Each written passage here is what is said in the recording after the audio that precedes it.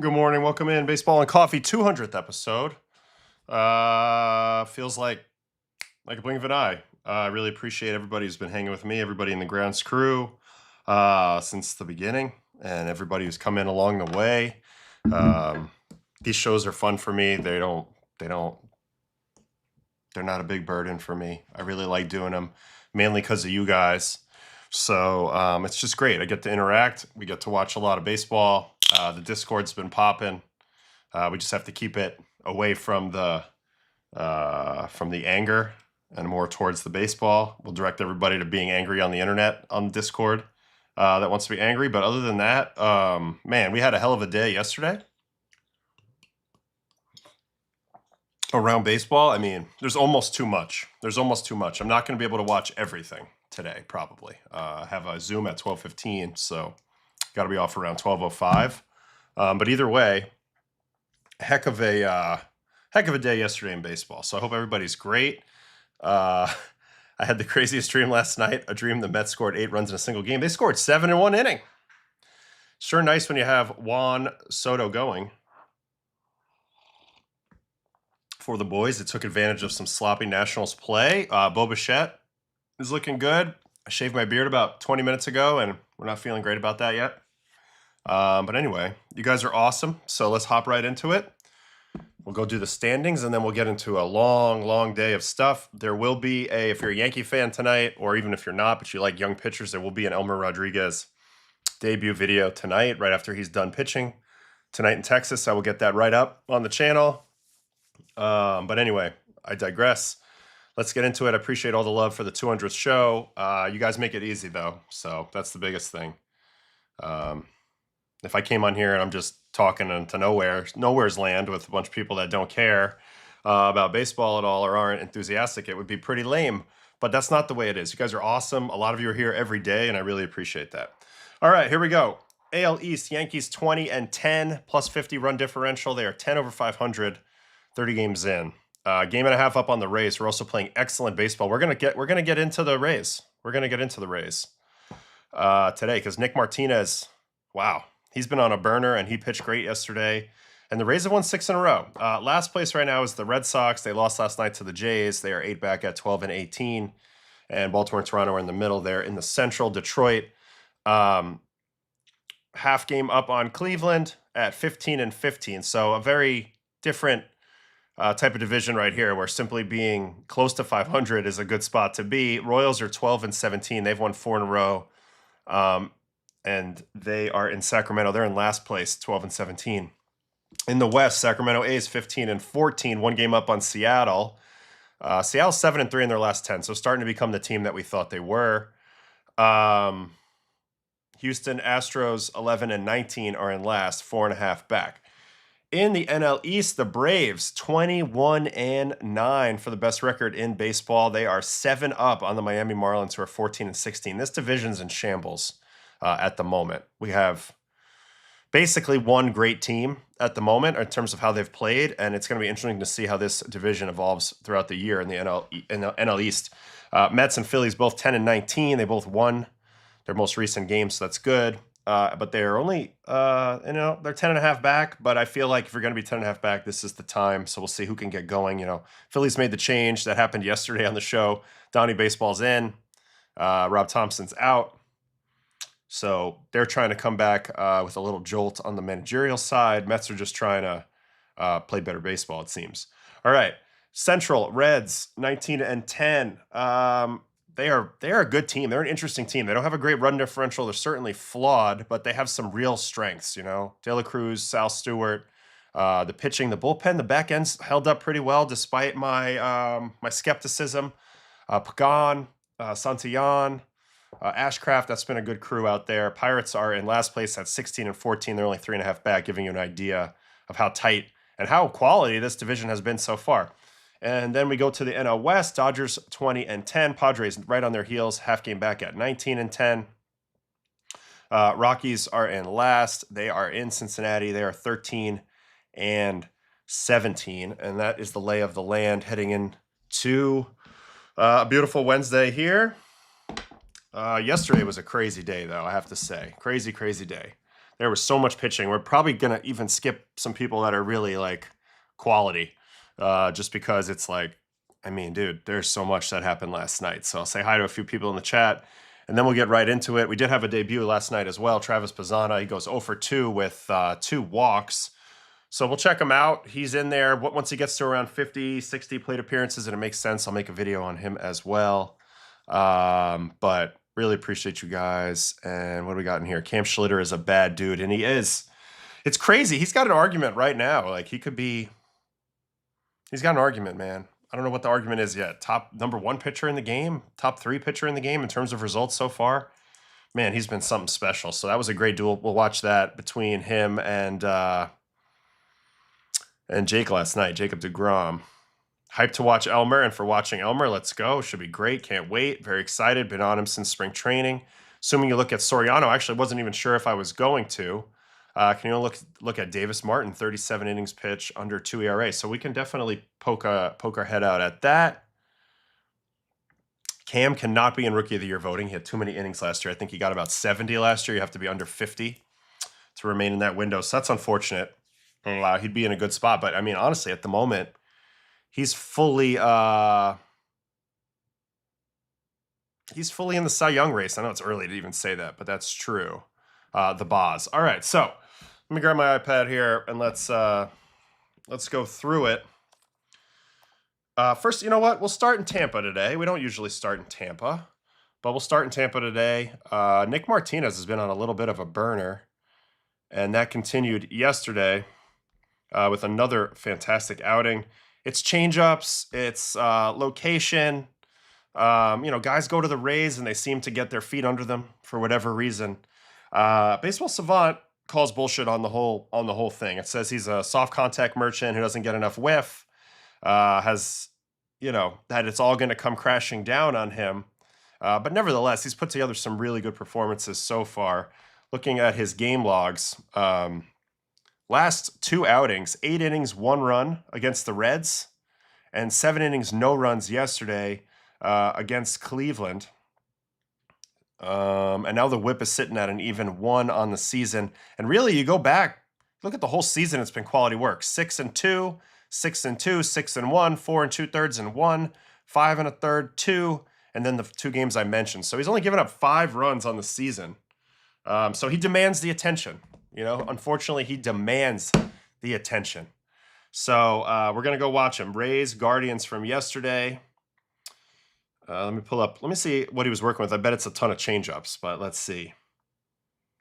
Player breakdown on Nick Martinez. 24 sinkers, 22 changeups, 16 cutters, 7 curveballs, 5 sliders, 4 fastballs. I mean, he's not throwing hard. He's averaging 92 too. That's way below league average. He's getting not that much whiff, 18% whiff. So you can see why a lot of the confidence meter projection type stuff moving forward isn't that high. But if you do the fundamental things right, plus you play in the trop, I'm not saying he can have a 1 ERA all year, but he can be a really quality option. He can be a frustrating at-bat. He did throw 76% first pitch strikes. As long as you're doing that, you're going to be able to dictate the at-bat, keep guys from getting their A swings off, which is ultimately what you're scared of. Hold on one second. Good morning, AO. Can't watch much now, but will later. Always loving the streams. Can't wait to watch the Tolle watch. Yep, we're going to check in on that Tolle Yesavage matchup. Appreciate it, K-Dubs. And yeah, I've been putting the chapters up, so you can always just come back in later.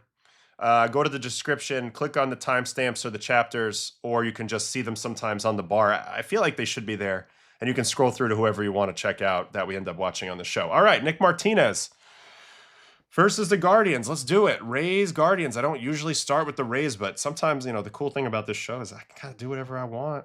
And he demands the attention. So we're going to give it to him. 78 pitches nonetheless for the old dog here. And he was my teammate on Team USA in 2023. There's that changeup. It's so slow. 78 miles an hour. The first pitch of this game was 92. So doing a little math in my head, that's about 14 miles an hour different. He's got that delivery where he's always doing his rocking, kind of like nervous energy out there. Went to Japan at one point in his career. I mean, a very useful player.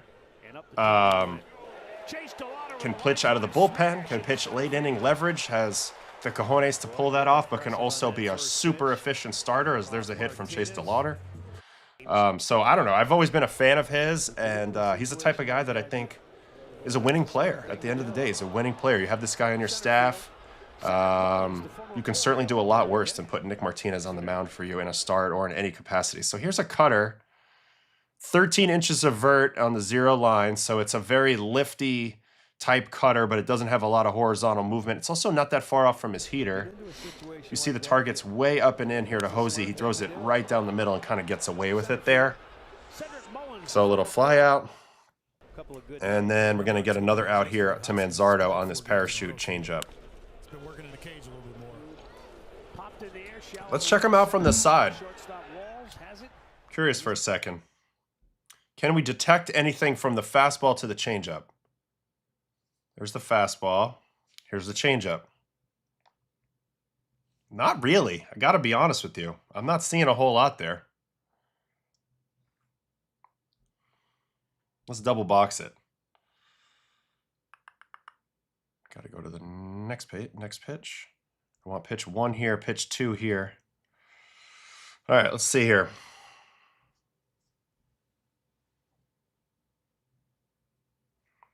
Maybe a little?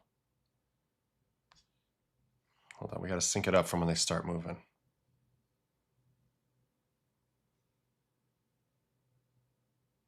All right, let's try this again. We'll go in slow-mo.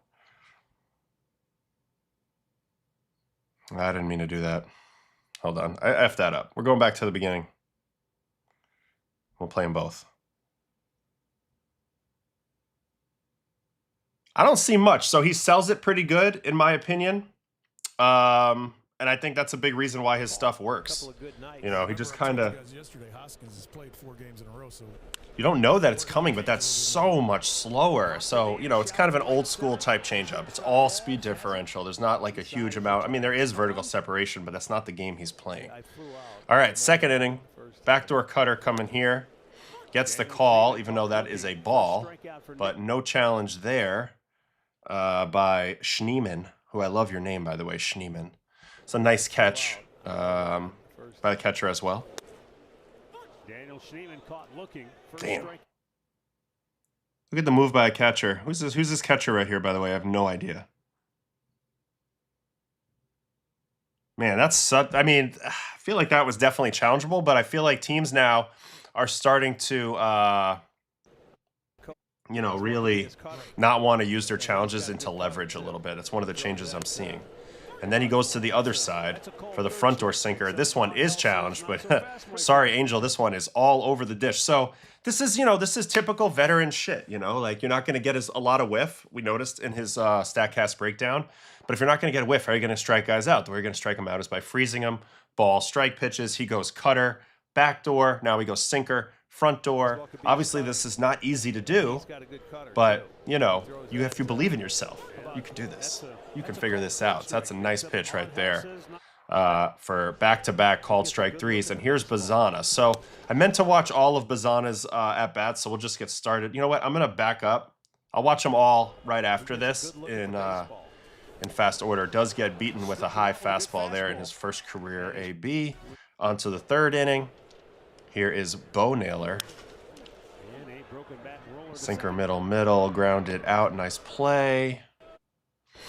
Here's another sinker coming to Rocchio. Definitely some hittable pitches. But I also think this is a good matchup for Nick versus Cleveland. They don't have a ton of thump in their lineup. He can kind of go right at them. Yeah, I think it's the parachute. I mean, granted, some of his changeups have pretty low vert, but they're not like zeros or whatever. So I give him parachutes because of how slow they are. You know, like they come out and they just kind of... At this point, who would you consider the Rays' true #1 starter? Rasmussen and Matz have been nice. For me, it's Rasmussen, probably. I don't know what you guys would agree with that or not. Here's an out to Quan on a curveball. To me, Rasmussen's been very consistent over the last few years. We want it to be McClanahan, but, you know, he's still working back into it. Matzy has found himself, you know, here in the second act of his career. And then, you know, Nick Martinez, I mean, it's hard to call him an ace, but like I said, you could do a lot worse than having Nick Martinez toe the rubber for you. There's a fly out, up and in sinker. Yesterday, I had a long conversation with a righty on the phone. I'm not going to mention his name, but he's been struggling with lefties.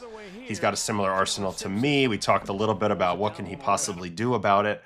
You know, I said, look, man, like, I tried to solve this problem for a long time. I can give you the answer that requires excellent command, which is kind of what you're seeing here from Nick Martinez. A lot of, like, really good up and in pitches, a lot of backdoor stuff, getting your changeup to the right location. I said in terms of improving your stuff versus lefties, that's a much more difficult conversation because we don't have the arm slot to necessarily create a lot of depth. So there's, you want to get that swing and miss below the zone. It's kind of hard to do. But, he can go ahead and watch other guys who have a hard time getting whiff and figure out how to do it. I know Martinez is more over the top and he's got a good cutter and a good changeup. But again, the idea of that you're going to have to freeze some guys with backdoor pitches or front door pitches and be very smart about your locations is a big deal. Here's another one of those changeups. You can see how slow it is. I mean, this is 8 vert, and Manzardo just can't help but reach for it. So, I talk a lot about the count and the count leverage stuff, and why is it important to be ahead 0-1 all the time or 1-2 all the time? I think the number one reason more than anything is hitters swing a lot harder when they're in control of the count because they're willing to be a little more reckless with their swing path, and they're trying to swing for the downs. And if they miss it, they know they have another pitch to see, or if they hit a foul ball, they have another pitch to see.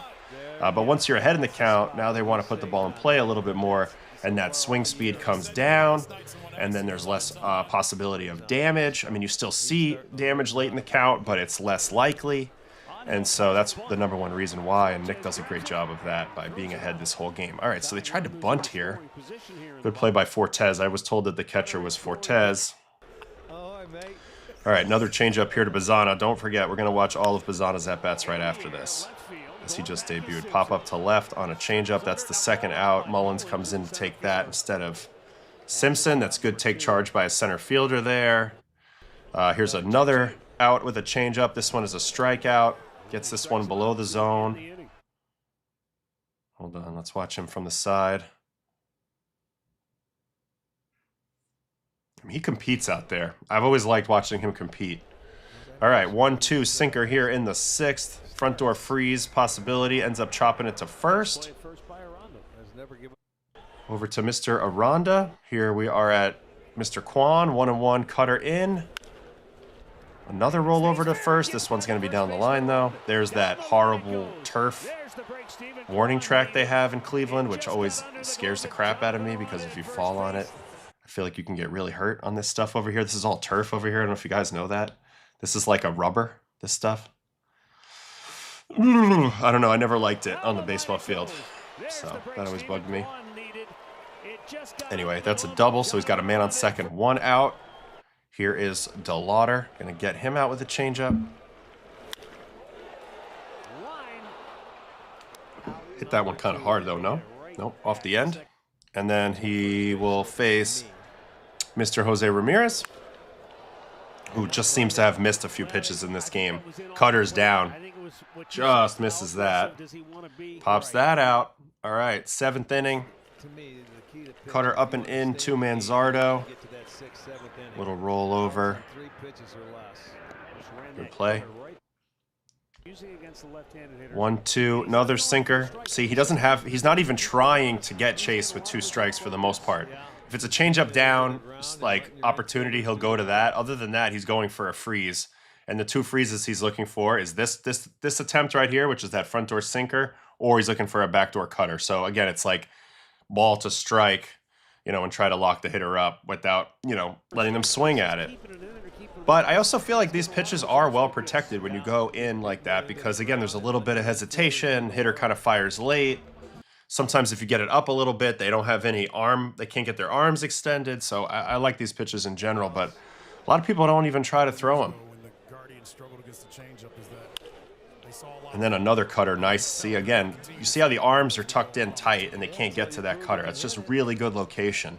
So, you go look at a Stuff Plus metric on Martinez, is not going to be impressive. But if you can get a guy to swing like that and he can't get his hands through the ball, then you're really zapping a lot of the power of these hitters. So that's kind of the trick that he uses, that, and then just the parachute changeup. So I don't know, just another way to succeed. All right, he did come out for the 8th.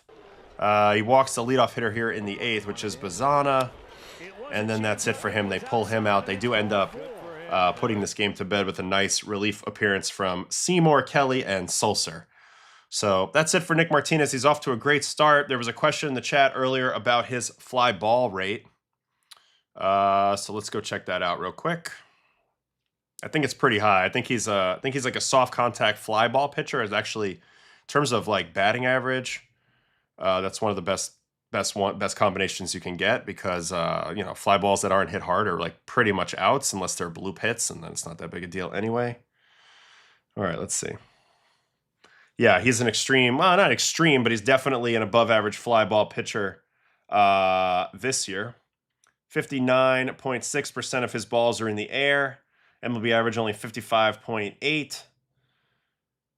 31% fly balls. MLB average 24.1. This is actually the most extreme level of fly balls he's ever been to this point. But again, if you can find a way to combine fly balls with weak contact, they're definitely not a whole lot's going to happen to you. Let's see him on barrels. He's 43rd percentile in barrels. It's not elite or anything, but it's not horrible for a fly ball pitcher either. So great job by Nick Martinez. Second guy is the debut yesterday of the Australian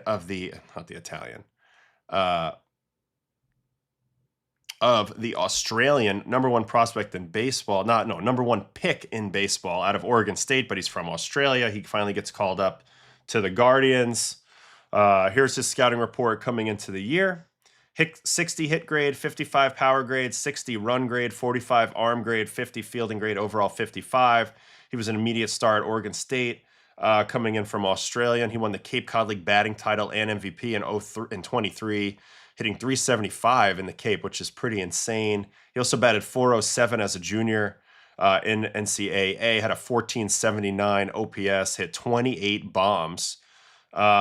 He's known for his extremely disciplined approach, taking a lot of pitches, rarely chasing out of the zone. So if anything, we're kind of looking at a McGonigal type of approach here.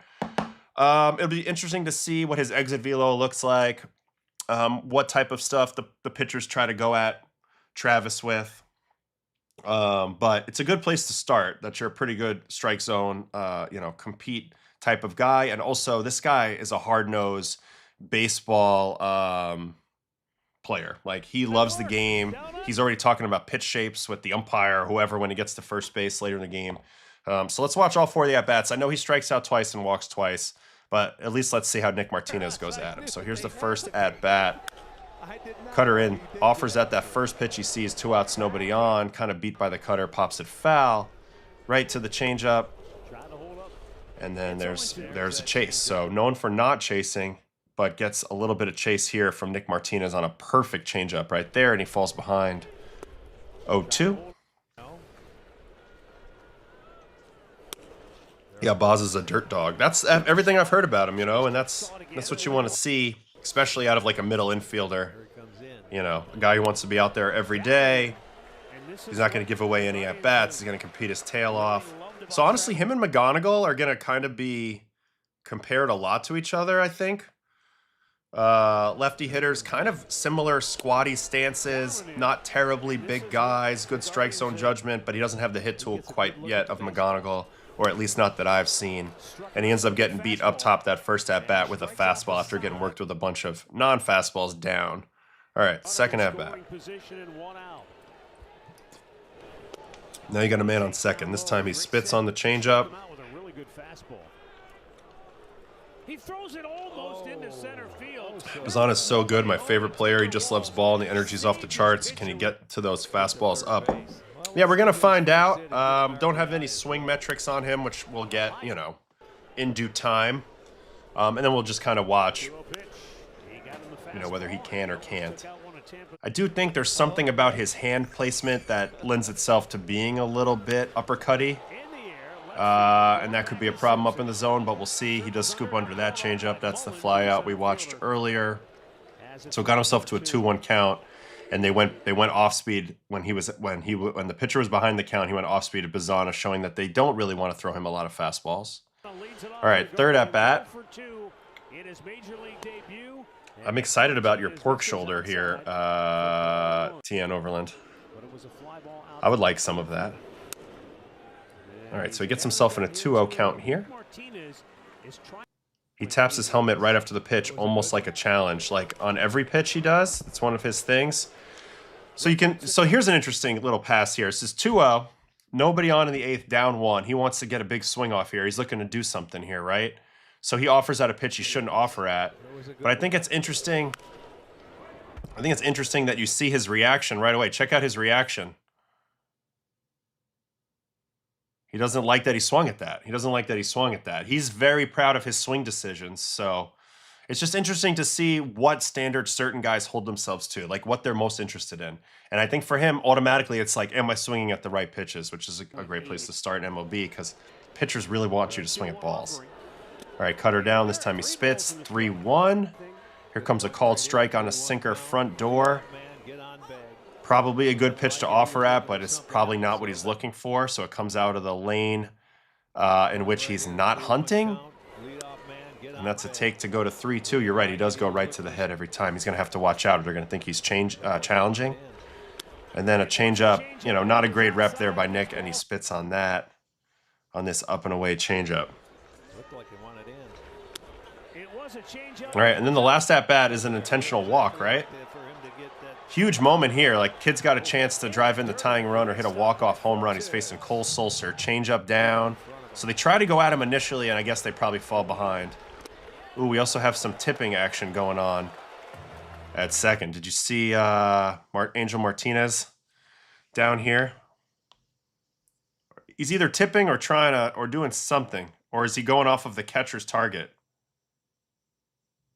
What do you guys think he's doing there? It's hard to know because people are so much more obvious about this stuff these days, so I don't know if they have something or don't. Anyway, they do go to 2-0, and then they decide to walk the kid. So first game, you know, in true Bazzana fashion, he gets on twice anyway with walks. And, yeah, we'll just keep watching him. We'll see. You think location? You think that was high? Somebody said location in the chat a second ago, and it looks gone. Location up, you think? Yeah, I think possibly up. Oh, Z Brody, my resident Rays fan. Let's quickly dig in on the Rays in terms of their expected stats and just see where they are as a group right now. And then we'll move on to another team. Because the Rays are playing good ball. You know, are they a threat this year? We're going to find out. They've done what they always do. They kind of mix and match it. They have some nice players. So here's the Rays pitchers. A lot of pitchers looking good here in the red, which is where you want to be in ex-Woba. So a lot of pitchers looking good. None better than Baker or Rasmussen. Martinez right there. And down at the bottom, it's just Englert and Yoendrys Gomez. A little weird to see Griffin Jacks down at the 357 ex-Woba mark. He has been pretty bad this year. 6.35 ERA, 5.20 expected ERA. At some point, that deserves a closer look, but today is not that day. And then offensively, Yandy Jr. and Aranda. So their stars are starring, which is something that you need to have happen if you only have a few of them. And then the rest are probably below, but I'm assuming this team is pretty solid on defense. Let's look at their fielding run value, where they rank as a team. Where are the Rays as a team at the moment? They're bad, so I couldn't be more wrong. They've been awful in the fielding department. So it's a little weird that they're hanging in there when their hitting is a 3-trick pony. So they're doing it with pitching, and it's pretty bad. The catching's been worth -2, and the defense has been worth -7 in the infield and outfield thus far. So that's a bit odd to look at, to be honest with you. And that's it for the Rays. So we'll continue to watch them. I'm definitely a little skeptical after looking at some of those numbers, but they do have a solid stable of pitchers. And I'll tell you what, playing in the Trop, not very easy. Not very easy to play in the Trop. All right, so we're done with those two topics. Does that swing have a little bit of Trout, or is it just me? I mean, it's too early for me to say. I need to see him get an A swing off from the side. I'm not seeing Trout's a little more upright in his stance, so I don't know. I'm not seeing it yet, Spec, but we'll see. Nick Martinez, man, what a pickup. Great pickup from him. We just watched his outing. That was really good. I don't know if you saw that, Z Brody, but he was really good. Baker looks to be the closer. Jack's heading towards starter path. I'd like to see them move Jax to the rotation at some point. I think he can do it, but he's vicious out of the bullpen. I'm surprised that he's not looking good, but there's just simply too much to look at today to take time on that. Wonder if X stats don't work for a guy like Chandler Simpson. Yeah, you can't worry about X stats that much with Chandler because he's actively trying to hit ground balls and low line drives. I'm curious to get a bigger sample size on Chandler Simpson. He's a guy I'd like to have on my team. I think he could be a winning player for you. Certainly an annoying guy to face, but I need to get a bigger sample size to just kind of see.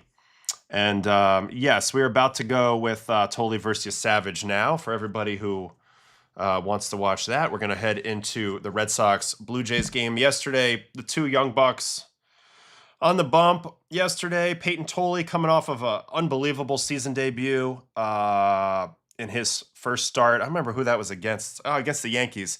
He shoved. He was nasty against the Yankees. Today he gets the Blue Jays. So he immediately comes back up to the big leagues and starts Yankees and Jays. And then Yesavage comes back, and he threw 5 1/3, 4 hits, no walks, 3 strikeouts, 74 pitches, which is a great line. But we're going to dig into his stuff in a minute. I'm actually going to look at Tolle first, just to get him out of the way. He gives up, let's see, 4 2/3, 3 hits, 4 walks, 4 strikeouts, 68 pitches. So Tracy pulls him out of there. Let's look at the breakdown, and let's see what we got. All right, so here's what I kind of suspected coming off of last start. And I mentioned it because as great as he looked, I questioned a little bit, can he do that all the time, right? Like pitch with his hair on fire. I think when he's 96 plus, his fastball just plays different. I think when he's a little bit lower, it's not as good. Also, he showed some really good curveballs in the game versus the Yankees. And then look at this game, only 3 curveballs thrown. So we're going to watch and see kind of what happened here in the innings where he gave up the runs.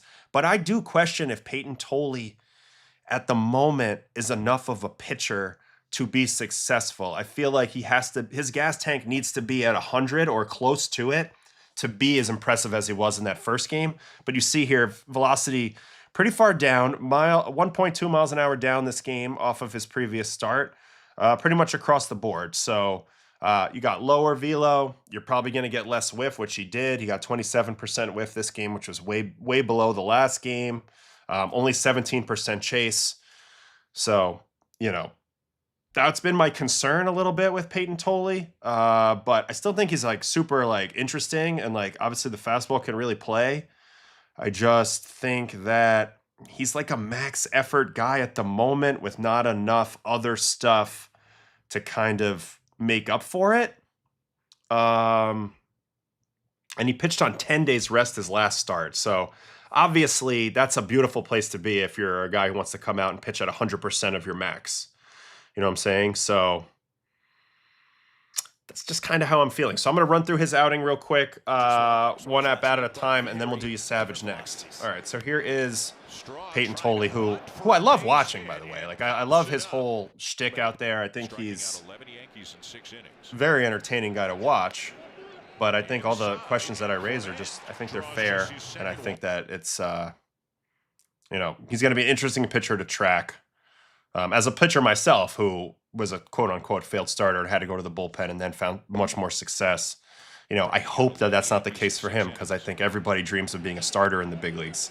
But he's got a little bit of that risk in him. Anyway, so there's a walk, something he didn't do in his first start, and he walked Ernie Clement of all people too, which is pretty hard to do. All right, here's Vlad, hops ahead 0-2 on him. That's a really good fastball. That ball's going to play tremendous up in the zone, so that's a good pitch. Pops it up to Willier. 2 outs there. And then he's going to get through the first with a little bit of a bully ball fastball to Okamoto, who he's not late on that. He just comes in incredibly underneath it. Hits that at 69 degrees at 100 miles an hour, which is hard to do. It's a home run in a silo. So that's the first inning. Has a pretty clean first inning. Here's the second inning. It's a strikeout to Varsho on a fastball. Ties him up inside. So far, so good. Here's a curveball to Eloy. Not a good curveball rep right there. Kind of gets away with it. Hangs it on 0-2. Just missed giving up damage there. That's 99.9 at 20. He threw some really good curveballs against the Yankees, and I think, you know, besides wondering how high up the engine needs to be turned up for his fastball to play the way we've seen it, it's not just that. It's also like, what do his off-speed pitches look like? How consistent can he be with them? I saw a little glimmer of hope in that last outing with the curveball, but in this outing, it looks like he only threw 3 curveballs, and we just saw one that was hung. So here's the second walk of his outing, and it's to Davis Schneider. And now he's going to get through the second with a strikeout of Heineman. So first time through the order, pretty good. He did have 2 walks. Also, the body language to me, he looks tired. Are you guys seeing it a little bit? He doesn't look quite as juiced as he was in the last game. And let's be honest, like, you're not going to have crazy adrenaline every game out there. So anyway, just a little bit of a mild concern. All right, on to the third. Here's Jimenez in the 9-hole. So this is the last batter of the order. So he didn't quite get through the whole order clean. But base hit for Andres on a first pitch sinker at 93-1. Almost shaves his mustache right here. 60 career walks for Ernie, and he gets 2 in this game. So that's weird. I wonder if like Ernie could benefit sometimes from not swinging because everybody knows he's gonna swing, so they throw him a bunch of bullshit, you know? All right, leadoff hit there. Long at bat here, ends in a strikeout to Miles Straw. Gets him with that fastball up away in the unhittable location. But maybe this took a toll on him. Long at bat there, so 1 out there. And now Ernie doing Ernie things, swings at the first pitch curveball. Man, I'm telling you, curveball, first pitch slow curveball to Ernie might be the play. He can't help himself but swing, but he wants to hit a fastball. And so his legs are kind of gone. This is the 4th one we've seen recently. Anyway, pop up there. There's 2 outs. And then a first pitch swing here from Vlad. And this ball is murdered down the line. How hard does he hit that? 104-3. Around they come, and it's going to be second and third with 2 out situation coming up for Okamoto. This is just a nice ambush. I don't know why he's throwing a sinker here to Vlad. I guess because of his bat path, but not a good location. Pulls it in, and that's a good swing. So here comes Okamoto. Okamoto's going to in-play run, so we'll watch this whole at-bat. 4-seam in ball. Yeah, it took a Tolle on him. Cutter up, fouled off. That was a quality location. He's going to try it again. And that one's nowhere close. I just don't see any consistency with his location of his off-speed pitches at this point in his career. There's a fastball up away. That's an unhittable pitch that Oko probably shouldn't swing at. But also not where he wanted to throw it, which tells me his arm's a little late. Again, indicating a little bit of fatigue, in my opinion. And now we get to the in-play runs pitch. It's another fastball, but he misses location really horribly bad. Misses it down. So the inconsistency of his location means that his fastball has to be insane, which it is when he's right, but it wasn't in this game, right? It's a good fastball. I wish I threw 95-8 all the time. But again, guys are cheating to his heater, and it just doesn't play the same, in my opinion, when it's not 96 plus. Also, this is a big-time mistake. You're trying to go up with the pitch here. You miss middle down. Great swing by Okamoto to take advantage of that, and it's 2-0 Toronto. Let's see the swing from Kaz. See, Murakami and Kaz, both of them, they can really handle velo if it's down. All right. So that was the out. They got the out on the double, and now he comes back out for the 4th. Starts off with a nice strikeout to Varsho. And then he's going to get his second out here on a changeup, which is actually, in my opinion, this is the pitch that will really help his ceiling as a starter because he's got weird movement on his changeup. Everybody's selling out to the fastball. So for me, I think this is a pitch that could really level up Payton Tolle a lot, but he also doesn't have great command of this either. So, you know, will they be patient with him to allow him to get enough reps out there to figure out his command with his cutter, with his curveball, with his changeup, And then he doesn't have to rely on a special fastball all the time. But if they don't, then he's going to end up in the bullpen and he's going to get whittled down to a few pitches pretty quickly. And that's just going to be who he is. All right, so he has a good 4th inning. Good response by him. Comes back in the 4th with a very nice inning there. Brett's calling me. Hey, I'm on the stream. What's up? Are you coming home? Oh, okay. All right, you good? All right, I love you. All right, bye. All right, sorry about that. So he has a nice bounce back 4th inning. Fly out by Schneid's there, and we go to the 5th. All right, first pitch, fastball. Now he's down to 93 as his first pitch of this inning. It does work. Heineman pops it up to Durbin, 1 out there. Here's an in-play outs to Jimenez here. So actually a pretty good bounce back after that 3rd inning. Didn't look very athletic there, but he does make the play, and he's kind of laughing at himself. Let's look at the big fella field this ball.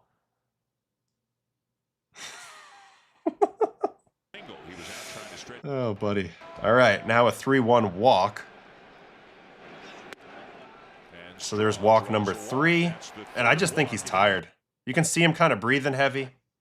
Here comes another walk to Ernie's. We mentioned he walked twice. That brings his season walk total to 3 on the year. So that is another walk, and then they pulled him, and then those runs got cashed. So in my opinion, look, like he battled pretty hard. I give him credit for bouncing back in the 4th. But look, I mean, if you think this guy's going to be like a guy who's going to pitch deep into the game, I have news for you. He's really not. Consistently, he's really not right now. I just don't see it. Pitching every 5th day. I don't think he can pitch with his hair on fire every 5th day at the moment. I don't have enough faith in his off-speed pitches yet. You know, the fastball, it's obviously incredible when it's 96 plus, and when he can creep it even higher than that, it's insane. Like, he's got a million great qualities about it. I love the spirit that he pitches and all that. But again, it's hard to be that guy every day. Like, can you show up and be Mad Max type style every day? I think it's hard to say. It's hard to say. He seems like a jolly giant, like a very happy guy. I don't know if he has a dark side in him that can pull it out day in, day out. I don't know what his recovery's like. I don't know any of those questions, but watching from a distance, it seems like there's 2 versions of Payton Tolle. The one that's pitching with his hair on fire and is frankly scary to watch and scary to face. And then there's the one like this where it's good, but beatable, right? He's going to beat himself a little bit with some walks. You don't have to really worry about any amazing off-speed pitches. You can kind of hunt fastballs. And if he makes a mistake, you can do damage on it like Okamoto did. So that's my early read on Tolle for what it's worth. What do you got, June? How does Tolle's lack of off-speed and breaking stuff shape his room for error? Exactly. I think you already know the answer that I'm going to say, and I think it really diminishes his room for error. Like, then he's got to be really good with his location of his fastball. He can't have too many starts with his velocity down. And it's not that we haven't seen good versions of these pitches. I've seen a good cutter out of him. I've seen a good changeup out of him. I've seen some really good curveballs out of him. But have we seen them a lot? Is it a part of who he is yet? Probably not. So I do think... I hope they give him the chance to figure it out. I don't want to run away from the starting stuff from him. But I do think, these are fair questions with him for sure. All right, what else we got here? I was always told a lefty who can get a curveball over the plate will play. Is that true? I mean, there's no absolutes in this game, but yeah, the more pitches you can get that you can throw for strikes and balls on command, the better you're going to be. And a guy like him, everybody's going to be looking for that fastball.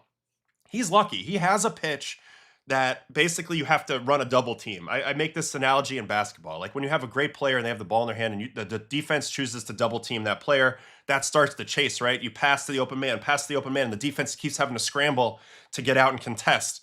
It's the same thing with pitching. Everybody's on the fastball, so they have to rise their level to cheat to the fastball. As soon as you're cheating to the fastball, that leaves you open for slow stuff, cutters, everything else kind of exposes you. Locations become more available when guys are cheating to pitches. So he has that. He just doesn't have the stuff around it yet to take advantage of the fact that they're cheating to the fastball. So that's my personal opinion. Tolle should take Bayo's spot in the rotation to figure it out. Gray will be next rotation, I believe. I wonder if Bayo is going to be optioned soon. Bayo, we have a little bit more of a concern with him. He hasn't been it yet. I was hopeful about his death ball pitch, but I haven't seen that come to fruition yet in the season. Teams load lefties up against Bayo. We'll see. We'll see. There is a world in which the Red Sox are going to have like 4 or 5 lefties in the rotation, which is pretty cool. Better as a 5 and dive rotation or lefty fireman from the pen? I think on a winning club, lefty fireman right now. But I think long term, you got to try to see if this guy can turn the corner as a starter because he has dominant outings in him. For these big guys, I think the best way for them having a delivery more controllable. Yeah. You know what? BJ Ryan is a pretty good comp for Tolle. Somebody said it earlier. Did BJ Ryan ever start? So I like that comp as well. That's my thing. Why do you make of so many rookies this year having immediate success, better prep, better coaches? It's all of that. It's everything you've said here, catcher on the right. They train better. They are more prepared. The pitchers have better stuff than ever when they come to the big leagues. More stuff, bigger stuff, better understanding of why their stuff works. Maybe they don't know how to read swings yet, but they have developed an arsenal that's capable of answering a lot of questions to the test. And the hitters also answer a lot of those questions. They train against velocity machines, spin machines. They do the trajectory. They do there's so many more things that go into it. So that's my reason. All right, we're gonna move over to the other pitcher on this team in this game. That was the interesting one. This is the guy who I owe a lot to because breaking down his start last year probably brought in a ton of my subscribers. So I'm going to give a lot of credit to Mr. Trey Yesavage, one of the most unique pitchers we've ever watched on this program, and just an awesome watch. He was incredible in the postseason last year, got slowed down a little bit by his body coming into this season, and he finally makes his season debut yesterday versus the Red Sox. So here it is, 39 four-seamers, 29 splitters, and 6 of those sliders. We know what it is. Everything's to the arm side. He's got the vertical approach angle very steep going downward.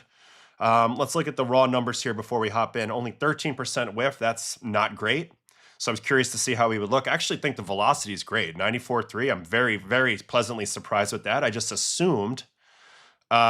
totally assumed that he would be throwing 91, 92 in this game and that the Jays kind of rushed him, but it doesn't look to be the case. So that's positive.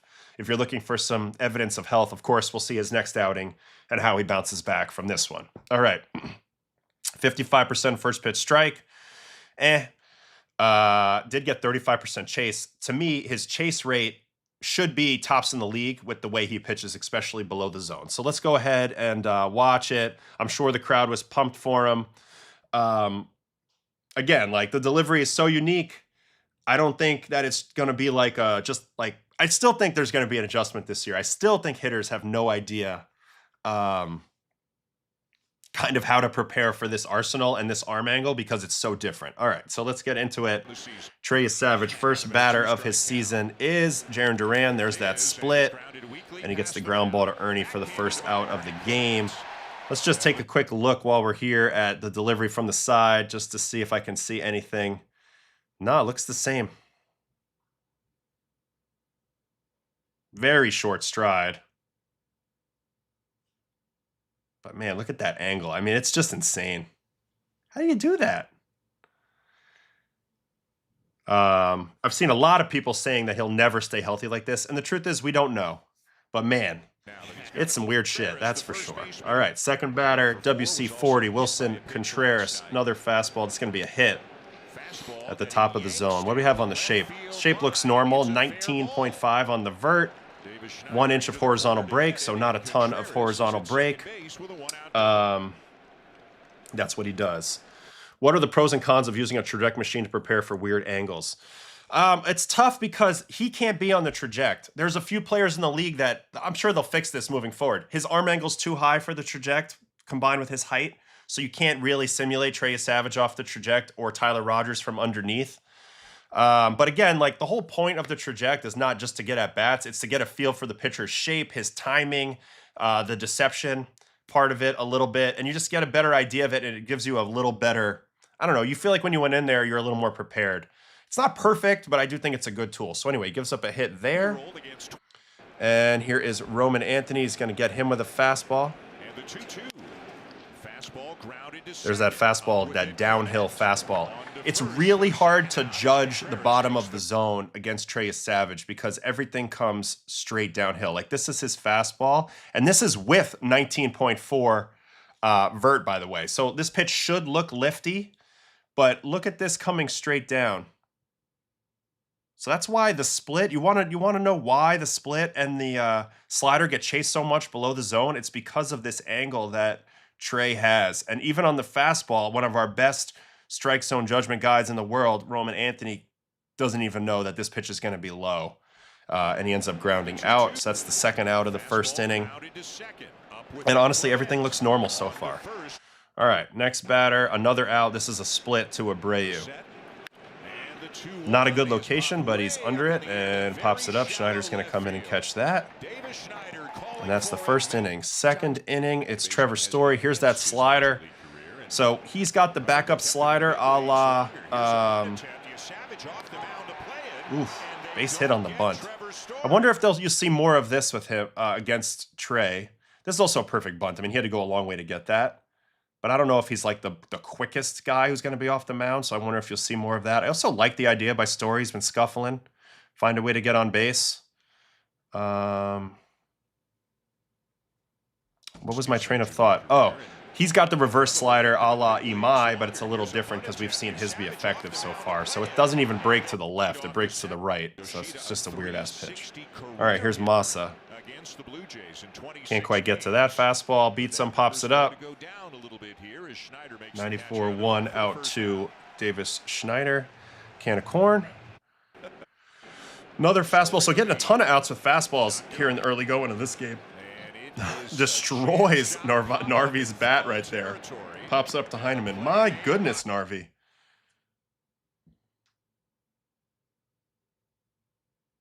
Did he destroy the bat or did he throw the bat? I think he threw the bat, huh? Well, maybe that was his thumb guard that flew, not the bat. Either way, he got chewed up there. That's a pop-up. And then here's a hit on a split from Marcelo Meyer. Bad location on the split. Hangs the split. That's what you're supposed to do with it. Bangs it through the right side. I think Marcelo's at-bats have looked a lot better. Yeah, that was the thumb guard, huh?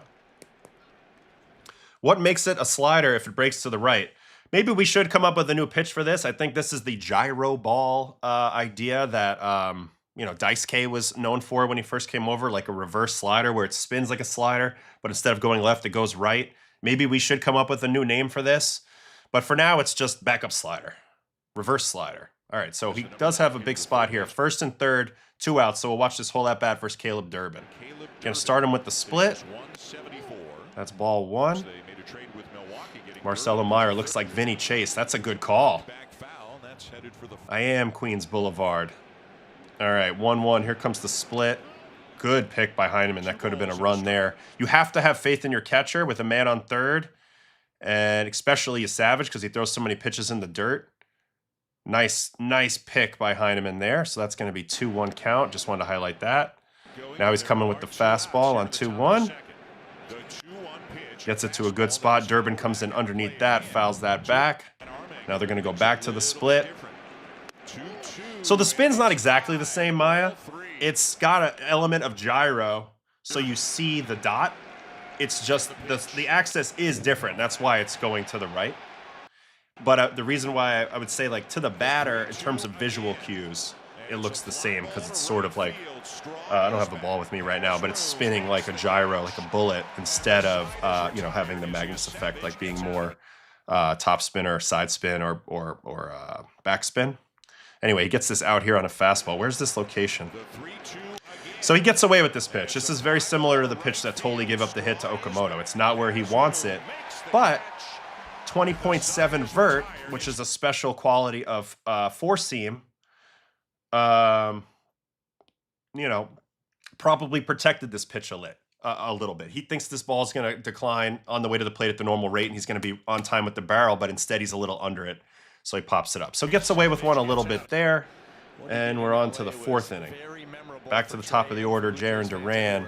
There's a split, gets it off the end of the bat, flies it out to Miles Straw, one out there, and then another one pitch out here. So this was very nice. Who doesn't like 2 pitches, 2 outs? I guess the offensive team, but for me as a pitcher, that's like my dream.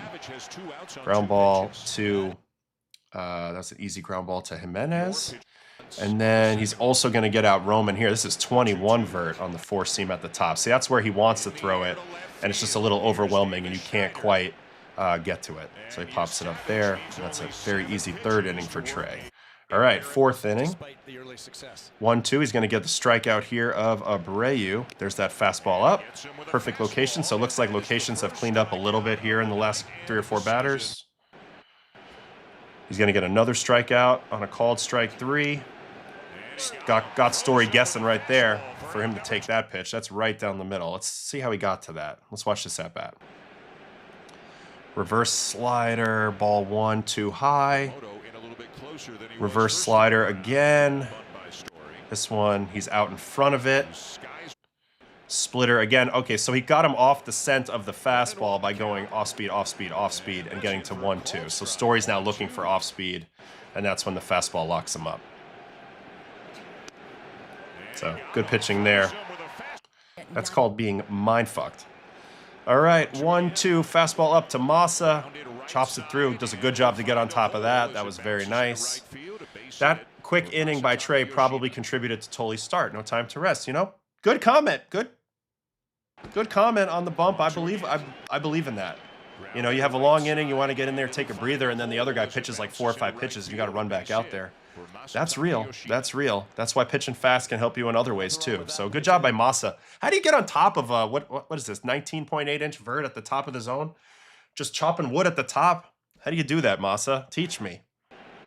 All right, and then he's going to get Narvaez out with a fastball. So honestly, kind of dominated with fastballs in this game.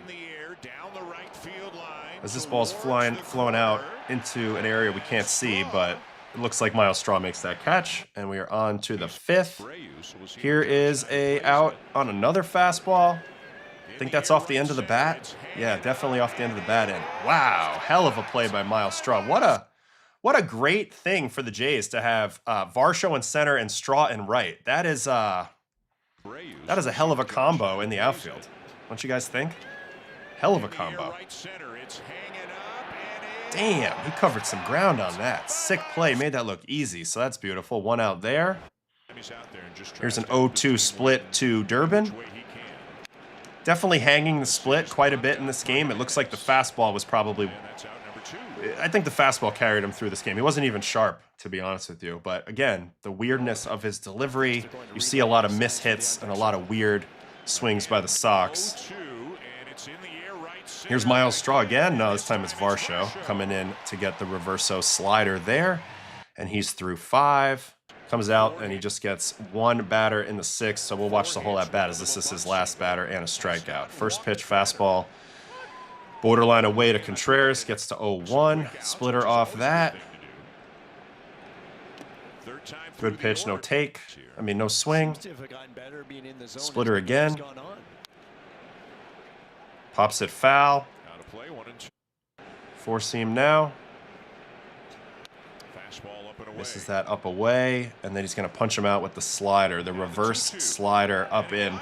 Yeah, no consistency from the off-speed, but you see, man, the swing decisions are really rough from the opponents because I do think it's the arm angle. You just don't see it. Ball comes out. You expect everything to go from high to low. This one kind of stays up and backs up. And ultimately, that's the biggest thing with Trey Yesavage. I don't think that from a pitching perspective, he can keep up with like a Nolan McLean or a Cam Schlittler or, you know, a lot of these other young guys, even Connolly Early, who have like this huge mix and command, and they can do this and they can do that. And there's a lot of pitchability there. I think he has some pitchability, but it's so overwhelmingly weird that that's the #1 driver of his success, in my opinion. Especially in a game where he doesn't have tremendous fundamentals and he wasn't really zoning up his off-speed pitches significantly or anything like that. It's just that the deception's so freaking good that it leads to crazy chase. I mean, 35% chase is really good for a guy who didn't have his best stuff. So I'm glad he's back. It's huge for the Jays. Huge for the Jays. With Scherzer going down, Barrios nowhere to be found. Bieber not there right now. I thought he wasn't coming back for a while, but he's back, and it's good to see that he's back. So welcome back, Trey Yesavage. You definitely make my channel a lot more watched. Somebody asked what his arm angle is here in the chat. We don't have the data from this year, but last year, 64 degrees, which is insane. Don't you think?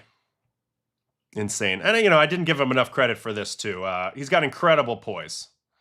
He does. He's not rattled at all. He competes his ass off. I mean, obviously, those are intangible things, but he's got that in spades. So we'll give him credit for that as well. But just good to see him back. Two young guys going at it. You know, whenever you have a young pitcher who shows flashes of success, unfortunately, even myself included, we always try to think, okay, where can it go wrong? With Tolle, we talked about, you know, can he pitch at 100% effort all the time? And what about his off-speed pitches? How consistent can those get? And then with Yesavage, it's like, can he stay healthy? Can he land his fundamentals, you know, slider and split? And is there room for growth within his arsenal? Those are kind of the main things. But the poise is unquestioned with Trey Yesavage. He's been awesome. You know, it's wild because he hasn't pitched that many games. I mean, even look back last year, I feel like we know a lot about this guy. He only pitched 3 games, and then he pitched, what, like another 5 in the postseason? So I feel like this guy's like a veteran, and he's barely pitched an MLB. Pretty weird. But anyway, good first game back. Let me hop in. Ooh, Hoffman dominant. You know what? We're going to stay here for a second. You're totally right. You're totally right. 2 guys that we should watch. Hoffman had a dominant 7th inning, so we'll watch his outing really quick because this is his first game back since being removed out of closer. So let's just see what we're watching from Jeff. We know the underlying numbers are great. But, you know, now it's Louis Varland's job at the moment in the 9th, so we'll watch him too. But Jeff did look good here in a 7th inning role. And this was a perfect landing spot for him. 3-run lead in the 7th. There's a first strikeout on a slider. Then he's going to get a 3-pitch punch out here of Narvaez. And look, if the Jays want to go anywhere this year, they need Jeff Hoffman to be a part of it. So I like what Schneider did, moving him a little bit, you know, out of the 9th inning. But it is also true, you know, what everybody has been saying. It's not like they can just put him into low leverage. Like, he's still going to have to be a part of the equation. That's a nasty 98-mile-an-hour fastball up top. But give him a deep breath and just let him get on a roll. At some point, you know he's going to get on a roll with some of the stuff he's throwing out there. Here's the 3rd batter. That fastball is really playing. Here's the split. And then another split. He's going to get Vinny Chase to roll it over. So, nice outing there by Hoffy. Good to see him bounce back. And it's good that the game was in Rogers Center. You know, get the crowd on his side a little bit. And then we got to watch Louis Varland, 15 pitches, obliterating the side in the 9th. As now he's the closer. He's been phenomenal this year. It's mainly the changeup. I mean, yeah, he throws hard. But this kid's a dog. And he's pitched out of a jam already one time, which I really like to see. And, man, his changeup is a game changer. Ooh, nut shot right there. And then he punches him out with a changeup. I also love his traditional black cleats. He's like, I'm not doing any of this flare stuff. I don't work for tchotchkes. I don't need 28 pieces of flair. I just need my black cleats and a baseball, and I'll punch your ticket. So there it is. See you later, Roman. Here's the 2nd batter. King Louis. In the post-interview, he was asked about low strikeouts, and he said a broken bat is just as satisfying, very under pressure. That's Yesavage. Right on. The short arm path with the velo Varland throws is nuts. Got to be deceptive in the box. Yes, and he also has really good tempo in his delivery, which sets him up really well for his changeup. Like, it feels like, genuinely, like he's trying to throw the ball right through your chest every time, whether it's a fastball or a changeup. I mean, look, here's a changeup. Can you detect anything from the side? No chance, right? That's incredible effort level on his changeup, guys. This is a big part of it, too. Everybody wants to look at vertical separation or speed separation, but how well do you sell it with your effort level? Look how good Louis Varland is at that. I mean, that's a changeup. That looks like he's throwing at 150 miles an hour. All right, back to it. Here's a 100-mile-an-hour fastball. Ball 1. And then a changeup for the 2nd strikeout. So changeup, both first 2 punchies, disgusting. He's great versus lefties. There's really no easy way to rattle Louis Varland, and that's why I love him in any role. But he's taken the bull by the horns in the 9th, I'll tell you that. Fastball away. Fastball away. And knuckle curve for the side punch and the save. Nothing better than punching the side in the ninth. Boy, that feels good. Nasty, nasty, nasty stuff. And he knows it. He dominated. So great day for the Jays. They get to roll out there, probably their ideal situation. Yesavage, Fluharty, Hoffman, Rogers, and Varland. Tremendous job by the Jays there. And that's where they're at. Twins could use a guy like Varland. We essentially got Varland for free. And Varland doesn't miss leg days. These are all good things. All good things. The Black Air Force energy. Oh, man. I did almost forget about the relievers. All right, what else we got in here? I think a good point. Curious what you think. It's going to be hard to maintain his health due to his weird delivery relative to natural posture. Think about Lincecum, for example, not sustainable. Yesavage, everybody's a unique case. Lincecum did a lot of leaping off the mound. Famously, it was his hips that went. So it's a little bit of a different scenario than Yesavage. He'll have his own spots that are going to have to be taken care of in special ways. Probably a lot of like his oblique areas and intercostals and stuff like that. Definitely the shoulders. But I feel like you can design a way to bulletproof yourself to throw the way he does and stay healthy. It's just going to be up to him to figure out that puzzle. It's not that easy, not that easy to do it. Varland's weakness TPS reports. Yeah, see, he doesn't need no stinking flair. How come they never considered Rogers a closer? I think it's ultimately two reasons. One, he doesn't get a ton of strikeouts, so there's a little bit of bias against guys who don't get strikeouts in the ninth. But two, it's his ability to lead the league in games. And closers just don't pitch as much as other relievers, especially guys who are like 7th, 8th inning guys. Just check this out. Look at his games pitched the last really million years. 80 games in 21, 68 in 22, 68 in 23, 77 in 24, 81 in 25. And then this year he's going to look to throw another 75 or 80 games. And that's the biggest thing. Like as a closer, you're probably going to throw 50, maybe 65 games in a normal year, but this guy can pitch way more. So they're going to get him into more opportunities. Sometimes they're going to chase games with him down one. Sometimes he's going to pitch more than one inning at a clip. He can also fill in a closer. He can do a lot more things for you. And if you just lock him in as closer, I think that's not using him to the maximum. And that's ultimately probably the reason for that. Let's see here. Adam, have you ever considered joining a coaching staff? Well, I mean, I want to manage or run a team. I don't really want to coach, but we'll get to there. We'll get to that point at some point. Human body is phenomenally adaptable as long as you train it specifically right. That's my take as well. I think, people spend all this time with mechanical efficiency and but again, being weird is a big part of success in baseball. And so I think ultimately, can you figure out a way to stay weird and stay healthy at the same time? I think that would be a great thing. Rogers has said he wants to get the holds record. He's going to have to pass me on the all-time holds list along the way. I was trying to chase down Tony Watson, couldn't quite get there. But that's a great goal. He should do that. He should even shoot for 1,000 games pitched. He probably got up to the big leagues too late, 28. But that's always a good thing to shoot for as well. All right. Man, there was so much last night. Clay Holmes is a possibility. I do want to check in on Schlittler and DeGrom. I've gotten a lot of requests here for Davis Martin to get a look at, so I think I'm going to do that. I'm going to listen to the crowd. Angels, White Sox. I'm actually going to skip Jose Soriano and not watch him, as this was his first hiccup of the year. 5 innings, 6 hits, 3 runs, 3 walks, 6 strikeouts. He did give up 2 home runs. It looks like one of them was Romo, one of them was Colson Montgomery. So I'm not going to watch Jose. We've watched him a ton this year. I'm going to skip him on not his best day.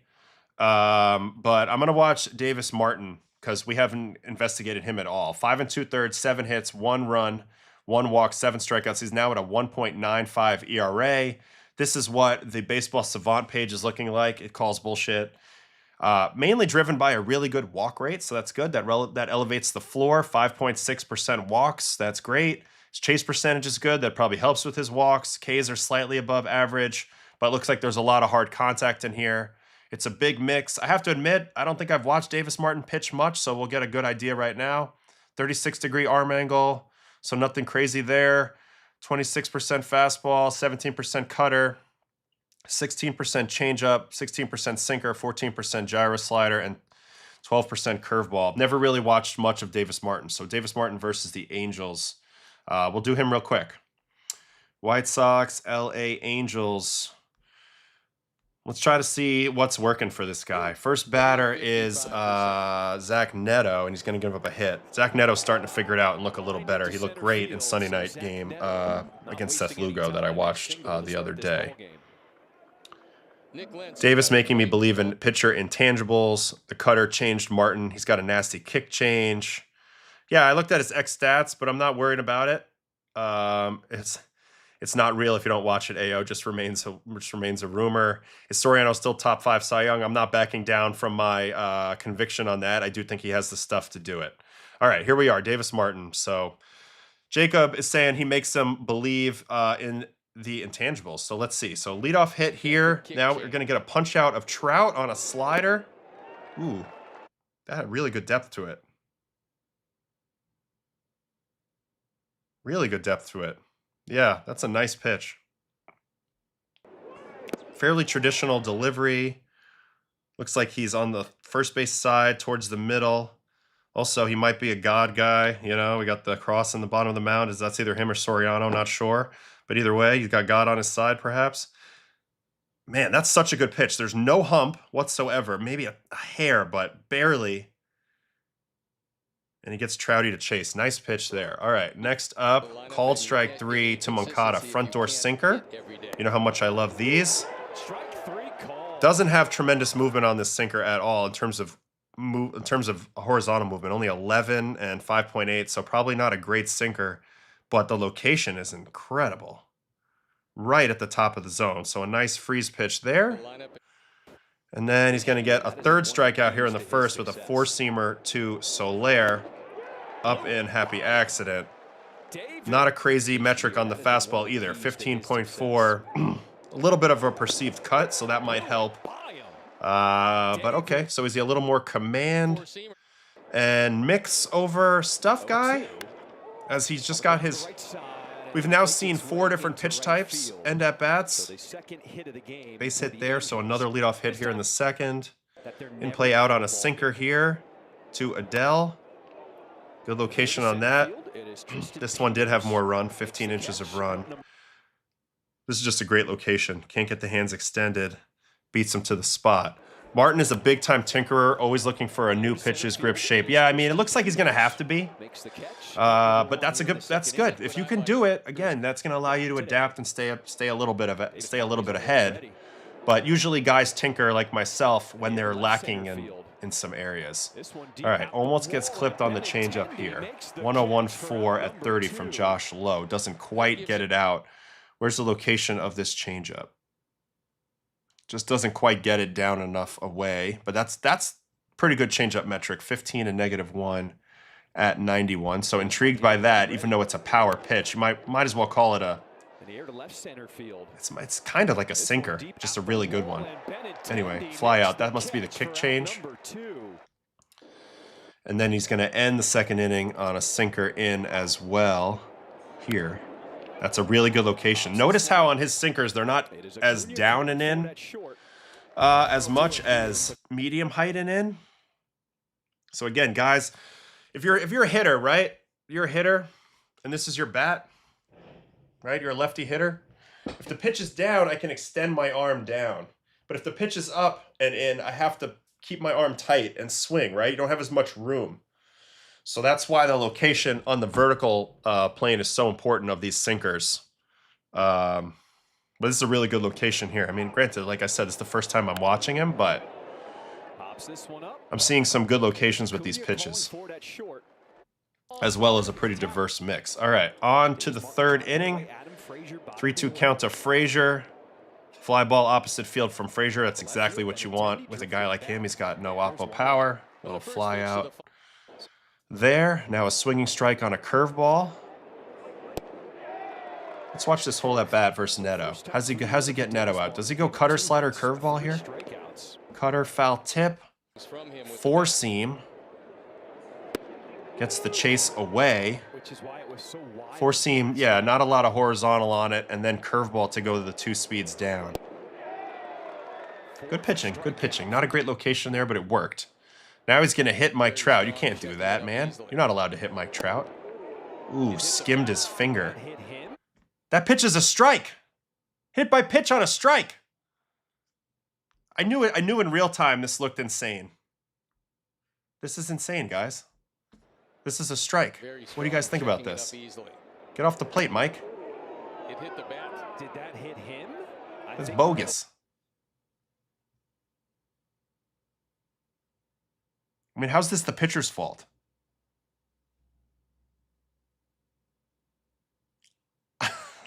How's this the pitcher's fault? Could Sox have ABS challenged? I don't know. I don't know. You guys know? Is this Mike Contreras at the plate? I mean, this ball's in the zone. I don't know if I've ever seen this. At least not since the ABS. Dinger Singer says it's just good hitting. Less established hitter and the pitcher probably puts up a fight. Yeah, I think you're right about that. Anyway, that's super weird. So hit by pitch there. Here's a strikeout on a slider to Moncada. He's thrown some really good downward sliders. This is another really good below the zone slider with no hump. Look at that. And it's 87. This is actually the pitch I was telling my buddy yesterday who is struggling. I'm like, if you could throw this pitch, it's game over, but we don't have the arm slot to do this. But this is freaking really nice. He's got a nice ability to do a bunch of different things with his arsenal. Good pitch there. All right, 4th inning. Jorge Soler called strike 3 on a slider.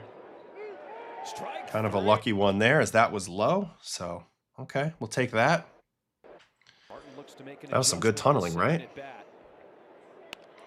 Dead ball as soon as hit by pitch occurs. Yeah, I don't know everything. I definitely don't know anything. I was about to say something I shouldn't say, so I'm gonna hold back on that. Anyway, here's a hit on a sinker, but I don't know everything. Yeah, that's a mistake in the middle of the zone. That's standard baseball. Good swing by Shanuel. Here's that sinker into Adele again. This is going to be the run that's scored. What did I say about the difference between medium height and low height? Very well illustrated right here. Check the target. Target's medium height, maybe a little too low of a target for me. If you are able to locate in here, like we saw before, hands can't get extended, you pop it up, but let's see where this pitch was. It wasn't there, it was low. Now the hands can get extended, and that ball is able to get smacked up the middle at 98 for an RBI hit. So, man, it's such a fine line in the game between perfect pitch and really bad pitch sometimes. And that's what happened there. So the Angels get a run there on a nice swing by Joe Adele. Now a 1-pitch out to low. Sinker down. Kind of a nice batted ball outcome for him there, as that was a pretty good swing on that ball. Yep, 107 for line out. So pretty fortunate to get away with that right there. Don't love that pitch choice. First pitch, no out here. Little pull off of the fastball there. That might have been a cutter or something. Rolls it to right. And then he'll get out of the inning with a curveball to Frazier. See if he can get him to hit another fly ball. No, ground ball. Pretty good play at second by Antonacci. Over to Murakami. So that's it for the 4th. Now to the 5th. If a batter leans into a pitch that's within the strike zone and gets hit, or while they're swinging, it's ruled a dead ball. Strike, not a hit by pitch. So Trout should have struck out on that. That's what I thought was the rule, but I've never seen it because we didn't have proof before. There was times where I hit a guy in a similar circumstance, and I'm like, that's a strike, even though he got hit. And they're like, no, it's a dead ball. And I'm like, that's a freaking strike, bro. Ooh, another 3-pitch strikeout of Neto. Let's see what he does this time. Cutter. Fouled off. Curveball. So he went cutter, fastball, curveball last time. Now he goes cutter, curveball, fastball this time. So switches it up just a little bit and punches Neto. Really nice sequence there. Good elevation, good location after that curveball. Here's a hit from Trouty. Ooh, went to that up in to Mike. but he got to it. Base hit. All right, 2-2 to Moncada. Backdoor cutter attempt. Ooh, leaves it down the middle. Kind of fortunate that that went to Vargas. There's an out there. Here's a walk to Jorge. And then he's going to get Shanuel out with a fastball. Man, kind of middle. Shanuel just comes out and around it. Rolls it over to Murakami. That's big pitching right there to get through the fifth and strand those two runners onto the sixth. Here's Joe Adele. Popped up to left. Can of corn for Acuna. Here's a cutter in to Lowe. Now that was a good pitch. Lowe had some good pitches to hit earlier, but this was a much better pitch from Davis Martin. Pops him up. And then he finishes his outing by giving up a hit here to Rivero on a pretty good pitch. So he ends up going 5 2/3, almost 6 innings. So I guess my first read on him is certainly not an ace type of guy, but usable guy, can throw a lot of strikes. That's the biggest thing. Has a huge pitch mix. Seems to have an idea of how his stuff works. The pitch that I like the most is that slider he threw for Chase down in the zone. Those are really good pitches. So there's Davis Martin. So we just spent a little time checking him out. He's off to a great start, 1.95 ERA. Do I think he can keep doing that? Definitely not. But he might be a touch better than the 4.1 he put up last year. I could see him being into the mid to upper threes this year and being a pretty quality guy. All right, let me get in the chat here for a minute, and then we'll get on to something else. Oh, Davis Martin, wondering if I should pick him up, even though I don't believe in it long term. Yeah, I think maybe this is the best stretch so far. He's got some ability, but I wouldn't put him in the top half of big league pitchers. I think he's solid, but I wouldn't put him any higher than that. Reminds me of Scherzer's lost perfecto. I think it was Tabata who leaned into a clear strike. Yeah, that was crazy. Max said that he never felt anger towards Tabata for that because he missed his location, so he blamed himself for not executing the pitch. Thoughts on Tatsuya Imai? Got lit up again in his rehab. Confidence thing, you think mechanics are mental? I think it's all mental right now. He's got weird pitches, no doubt, and there's some questions whether that will play or not. But his delivery was so natural, so free-flowing. The walk rate had come down a lot in Japan. He looked to pitch with insane levels of confidence in Japan. But the fact that he's on his third translator already, and we're in April, the fact that he said he has no friends, he seems like he's really struggling with the adjustment, both culturally and with the baseball. Let's just give him some time. But right now, I don't think he's in a great place. Speaking of position in the batter's box, people were curious as to what happened to Boston's power. Heard info that the guys are standing back from the plate and up in the box. I have no idea why. Don't know. Don't have any info on that either. Louis Varland has surpassed Mason Miller, is now #1 in F-WAR. Okay. That won't last very long. Yeah, Clay Holmes we should probably take a look at as well. Noah's still talking about Reese Wissinger from a few days ago. We'll get to him at some point. Yeah, no friends. That's super sad. That's super sad, super sad, super sad. You know, I thought about maybe trying to get video on this Trevor Bauer no-hitter a few days ago, but I'm just going to skip it. We'll check him out later. Don't really have much to say about that situation yet. That could be him. That could be on him. You're making millions. You don't have to be a sucky pants about having no friends. Quasimodo is doing great in Toronto as they're trying to embrace his culture. I think that it's not, let's not be so harsh. I agree with you, but man, imagine you lived in America your whole life probably, or Canada, or wherever you're from. You move to Japan or China or something. It's a huge difference, man. It's real. It's real. That adjustment can be real.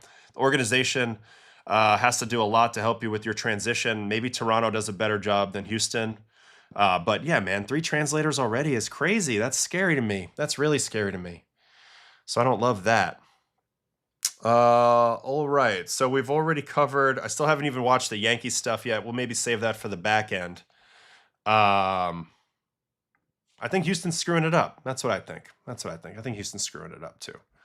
All right, we're gonna go to Clay. We're gonna go to Clay Holmes. The people are demanding it. Maya's here. She's like, if Maya says it, it goes. So we're here to watch Clay Holmes. This was a positive day for the Metros. They erupt for 7 runs on the 4th. Offensively, we all know they have a long way to go, so I'm not going to dig in on that too much. But Mr. Clay Holmes, he's down to a 1.75 ERA. 6 innings, 3 hits, No runs, 1 walk, 6 strikeouts. In the last game that we watched from him, he really favored his sinker again. Let's see if he stuck with that approach. He sure did. 45 sinkers, 19 changeups. So, man, that's an extreme low IVB approach. And, yeah, if Maya says it, it goes. And I like this approach for him as a starter. This is what I expected him to do. I think maybe there was a little bit fear on his part that he couldn't just spam these pitches as a starter like he did with as a reliever, especially the sinker. But I think this is his ticket to going deep into ball games. So I like the approach, and he has the other stuff in his back pocket. 18 sweepers, 10 curveballs, 2 cutters. Again, only 18% whiff. Do I care? No. First pitch strikes, 55%. Is that good? But 56% zone rate with the sinker, and I think he's going to dominate with that with balls on the ground in this game. So it is the Nationals and the Metropolitans of New York City. The only team who has not panicked and fired their manager yet. And honestly, I think there was a lot of panic going on with some of these other teams. All right, first out of the game is a sweeper to Mr. James Wood, and it's a frozen pizza for James Wood with this sweeper. This is kind of middle, huh? And he just takes it.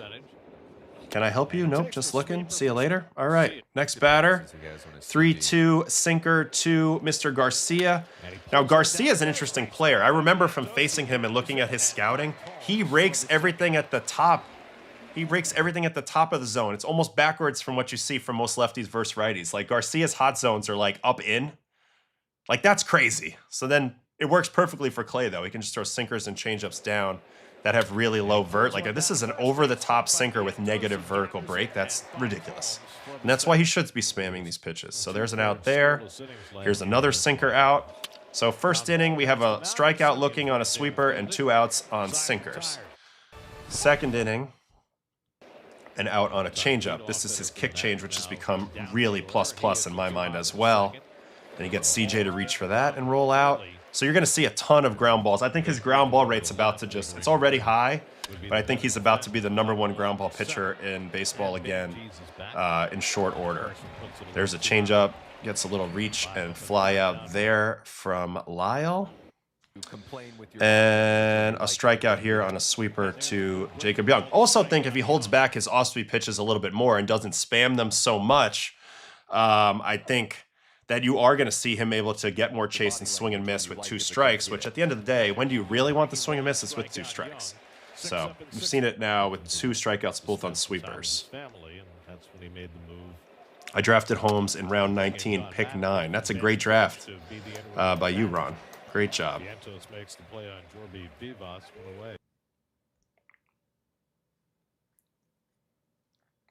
What else we got here?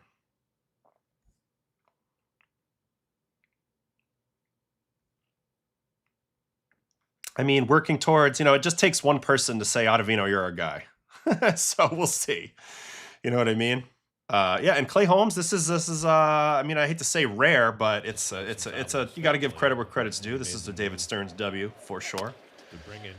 Pretty rare, to be honest, so far, but It's very odd to see a team with doing pretty good. All right, change up here. This ends up being a hit. This is just a weird swing. How did you do this, Milas? Drew Milas?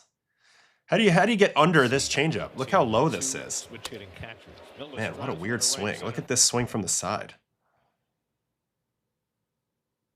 So, I don't know. You're going to have to live with some of those hits sometimes, but that was a crap hit. All right, here is a 0-2 sweeper. They'll get the lead runner here. Semien over to Ronnie. Back to first safe. worst thing in the world. It's going to be the 1 walk. Yep, there's the 1 walk to James Wood. If there's one player on the Nationals to fear, it's James Wood. I know CJ's good too, but it's James Wood. James Wood's ridiculous. So that is first and second, 2 outs. So this was probably the biggest at-bat of his start, right? Does he get him out? Yeah, he gets him out. So let's watch this whole at-bat, as this was still a 1-run game, 2 on, 2 outs. All right, first pitch sinker to Garcia. I mentioned Garcia's a high ball hitter. Sinker down, ball. Sinker here, fouled off. Change up here. I love change up to Garcia. Slices off that one as well. 1-2 count, and then he's going to get him with the curveball. The rarely used curveball. We talked about how it's kind of nice that he holds back his secondaries, because then when you need one, they don't have as much familiarity with that. 1-2 coming from Holmes, and he struck him out. Got him with a sweep. My wife's asking me if I want lunch. Official source. You're working without a net.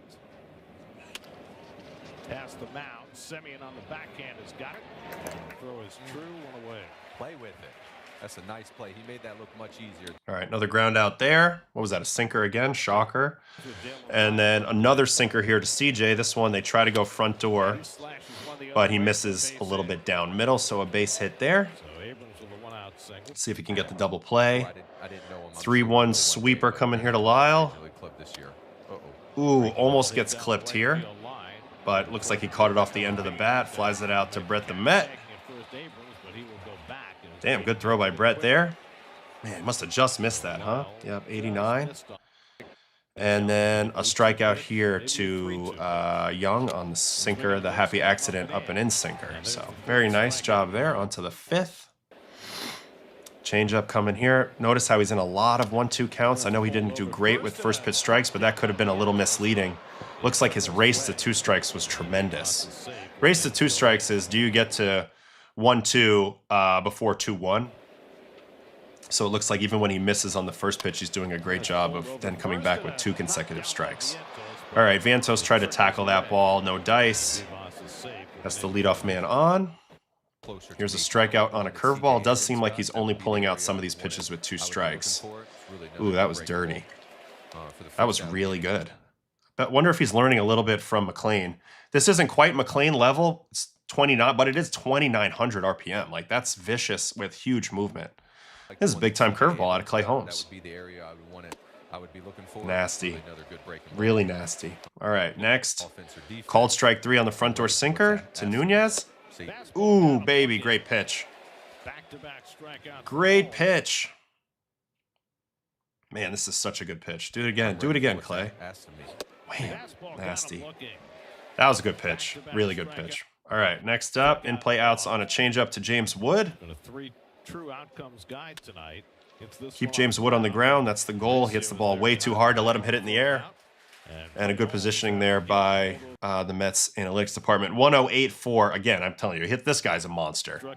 But you keep him out of the air, you got a shot. I mean, this guy hits the ball so freaking hard. All right, so that's it for the 5th. 6th inning, another out on a sinker from Garcia. Ground ball right to Marcus. Nice play there. Another out on a sinker. So yeah, I mean, this is the formula for Clay. Because it's not quite as much of an outlier because his arm angles come down a little bit, but it's still kind of an outlier because it's an above average in terms of height arm slot with a really low amount of vert on the sinker. So it's like, you know, you wonder, okay, if you start spamming this pitch, will people be able to anticipate it? But I still think if you try to anticipate this pitch, you're going to hit a lot of them in the ground. So for me, I think this is the way. I think this is the way. Lead sinker all day. Make them play catch up to the sinker. Opens it up for everything else. Now Clay should have an opportunity to go 6-7 innings most of the time, or potentially further. So big fan of what Clay's doing so far. He's been a really big bright spot with the Mets. You know, McLean, Clay, and Peralta. That's a pretty solid top 3 if you're looking of how's this team gonna get it done. Here's a look at that movement plot. I mean, man, you see there's not much. There's nothing with any lift on it. Everything is down. Everything is moving downward. So that's going to lend itself to that ground ball rate. He's 93rd percentile already this year at 58.1% on ground ball. I think he's going to be like 65% if he sticks with this approach pretty soon. And so, man, he's good. He's really good. He should go deep. And they're going to need him because so far Peralta has been the epitome of 5 and dive. Hopefully he can do better than that. But, man, Holmes did throw a 4-seam last year. Look, 2025, there's those 4-seams. 5% of those last year. You go back to 2024. These are Yankee years, and he wasn't throwing it. But they did try to bring it in here a little bit in 25. But now they've scrapped that in 26. And this is the current mix. 49% sinker, 18% sweeper, 17% changeup. Those are all great pitches. I like that curveball a lot with count leverage. you know, and then the cutter as well. He's kind of mixing in there, but he's off to a great start. 0.97 whip. That was the issue before, man. Trying to do too much out there, I think, and that's why the 1.30 whip existed before. I think you look for him to be a 1.1 whipper below this year, and get that ERA close to below 3 by the end of the year. I think that's probably what we'd be looking at. But he's really good, man. Really, really good. I'm a big fan of Clay, and it's really cool to watch him do the conversion and now kind of finding his stride here in year 2 of it with the Mets. And I think we're looking at, hopefully he can get above his innings total from last year and get closer to that 200 mark. That would be really cool to look at. All right, let me get in the chat. That movement plot looks crazy. And to you're Indian, right? My Indian friend. These clots, they're crazy for a over 40-degree arm angle. I mean, you just don't see people with that level of, you know, IVB being so low with a high slot. So that's kind of his superpower. You know what I mean? So yeah, it looks great.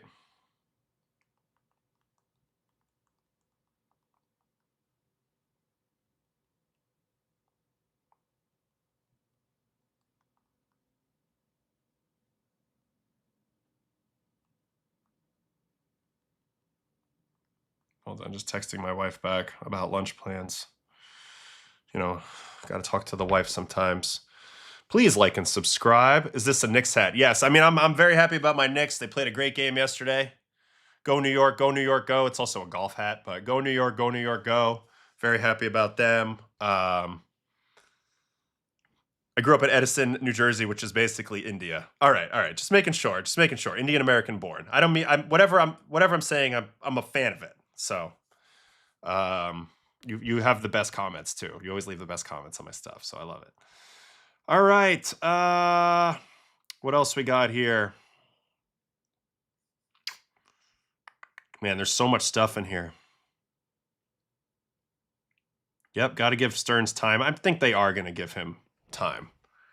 Would I be manager of the Mets if they asked? Hell yeah, but I don't see that coming anytime soon. I don't think I'm in the plans anytime soon, to be honest with you. Let's see what else we got here. James Wood flicks the wrist. The ball goes 115. He does. It's ridiculous. It's crazy.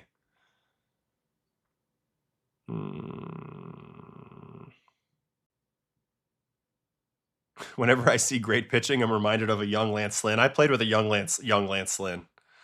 So it's wild. You think he's Temu, Brandon Webb? I don't think he's quite Temu. He's freaking good, and honestly, he's going to stay a lot healthier than Brandon Webb ever did. Great day yesterday. Okay, here we go, Maya. Mets blowout. After the game was so short, there was time to watch the Knicks game at a bar, and they won. Free shots. I love New York. Let's go. Go New York, go New York, go. That's it.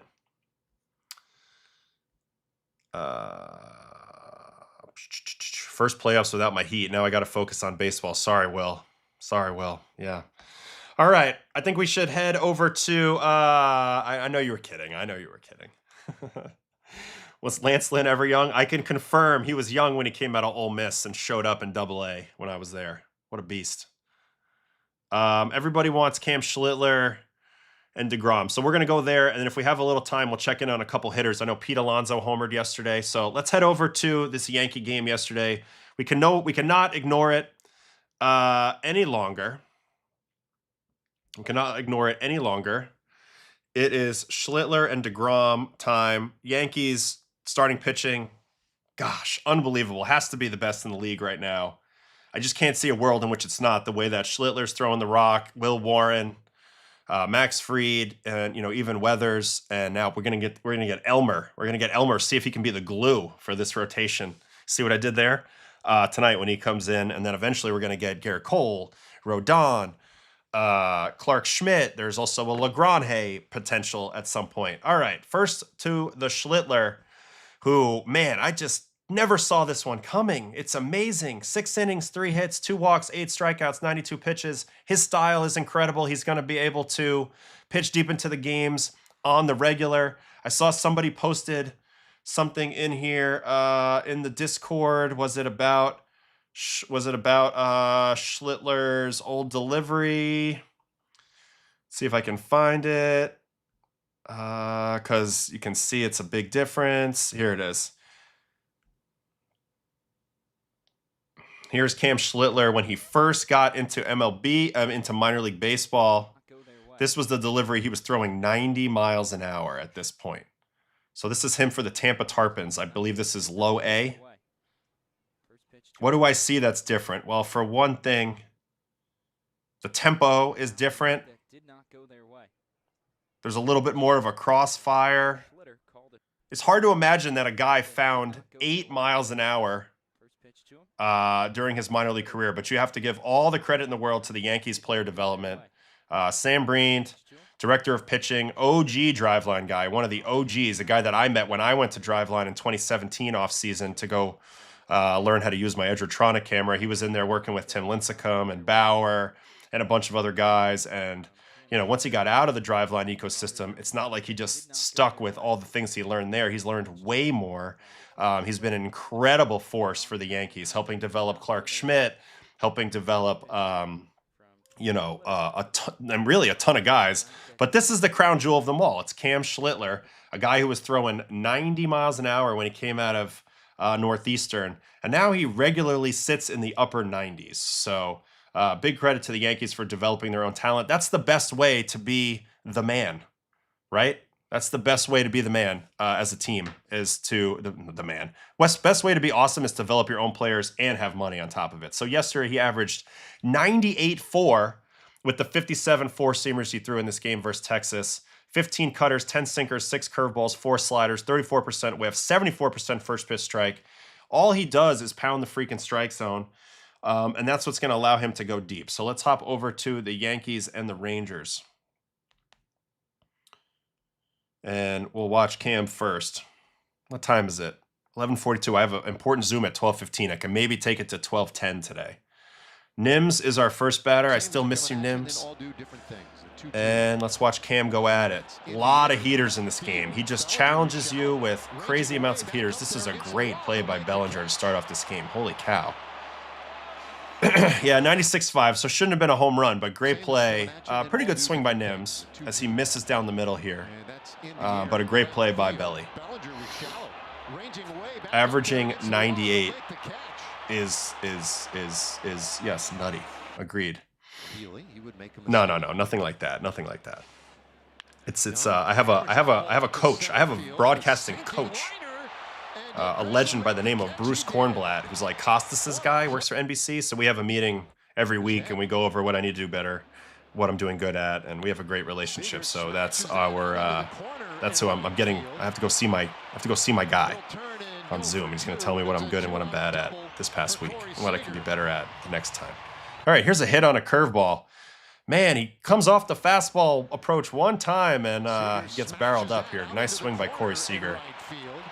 No shame in giving up a hit to Corey Seager, obviously. All right, next batter, swinging strike to Jocular Peterson.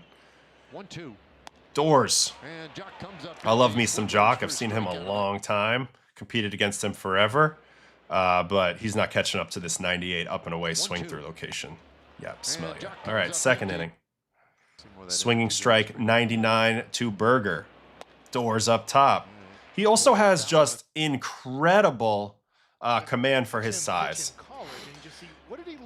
When I was growing up in Brooklyn, kids would make fun of each other for everything, obviously. There was no punches pulled. And for a kid who was as big as Cam Schlittler and seemingly arms and legs, they would call him doofy. And doofy pitchers don't throw strikes. But he's not doofy. He's big and coordinated. He comes out there and he throws strikes all day long, and that kind of is the key. You just saw that stat that they just flashed up as we watched this strikeout. 14.2 pitches per inning, 8th fewest in MLB. To me, this is what gives him a shot at a Cy Young in his future, and the ability to maybe throw 200 innings. I mean, he's cooking. He comes right at you. He doesn't throw balls, doesn't throw a lot of balls, and you have no choice but to put the ball in play. So, all right, that's the second inning. Punch out on a curveball. Here's a sinker. Strike 3 looking. Beautiful pitch. Locks up. Who was that? Alejandro Osuna. All right, next batter here. Here's the cutter. We haven't even seen one of these yet, and this is one thing that separates his cutter is the combination of horizontal movement and velo. -7 to the left at 95 is ridiculous. So that's why it's so good. And then back to the top of the order, and Nims. Nims is actually going to get a hit. His bat died a hero, but he floated out a four-seam to left there. Wow, that bat got absolutely shattered. Damn, Nim. Wow, he split that shit in half. Nice pitch, but a nice hit. All right, next up, this is going to be a called strike 3 to Josh Young. Ooh, absolute paint at 99. Tries to challenge it, but that ball's shaving the corner, so we'll see you later. We're on to the fourth. 3-2. The look down at the rubber in the windup is interesting. Has to look up and find the zone right before delivery. I've talked about this a lot. Some people disagree with me, but I think it's a good thing. I think it's harder to hold your eyes on the target throughout the entire delivery than it is to see it, turn away, and then re-engage all the way through the pitch. So you see a lot of guys doing this now. Dylan Cease looks away. Yamamoto looks away. Mariano looked away. Schlittler looks away. I kind of like it. You know what I like here too? He hates this pitch location. This is not where he meant to throw it. And even though he gets a good result, he's holding himself to a high standard. Check out the reaction after this pitch. He's not thrilled with himself. See? I love it. Holding himself to a high standard. That's a key. All right, here's a curveball to Jock. Not a good pitch there, but he's going to get away with it as Grisham with a nice running catch there. Grisham, I believe, is a Texas boy, so back in his home state. Nice fly there. Schlittler has a very low extension for his size, so you would think it would make the fastball play down a touch, but he's got enough velocity to make up for it. But also, I think the lack of extension within his delivery, if you watch his delivery, it sets him up to really, really rotate efficiently here. You know, it's not a big move. So when he gets here, look at how powerful that position is with the big chest coming out, good hip-shoulder separation. I think if he overstrode here to try to lean into extension, it would mess up his ability to sequence really well. And that's why his velocity wouldn't be as strong. Also, shout out to Jankowski. What a stud. But that's what I got on Schlittler's delivery. I know it's below average extension, although right there that was 7 foot. Typically it hasn't been. All right.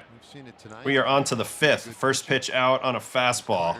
Little fly out, can of corn to Cody B. One out there.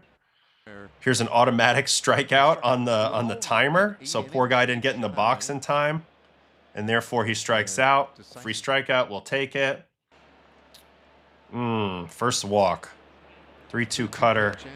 Just misses up, and Osuna draws the walk. Yeah, Grisham from Fort Worth area. Yeah.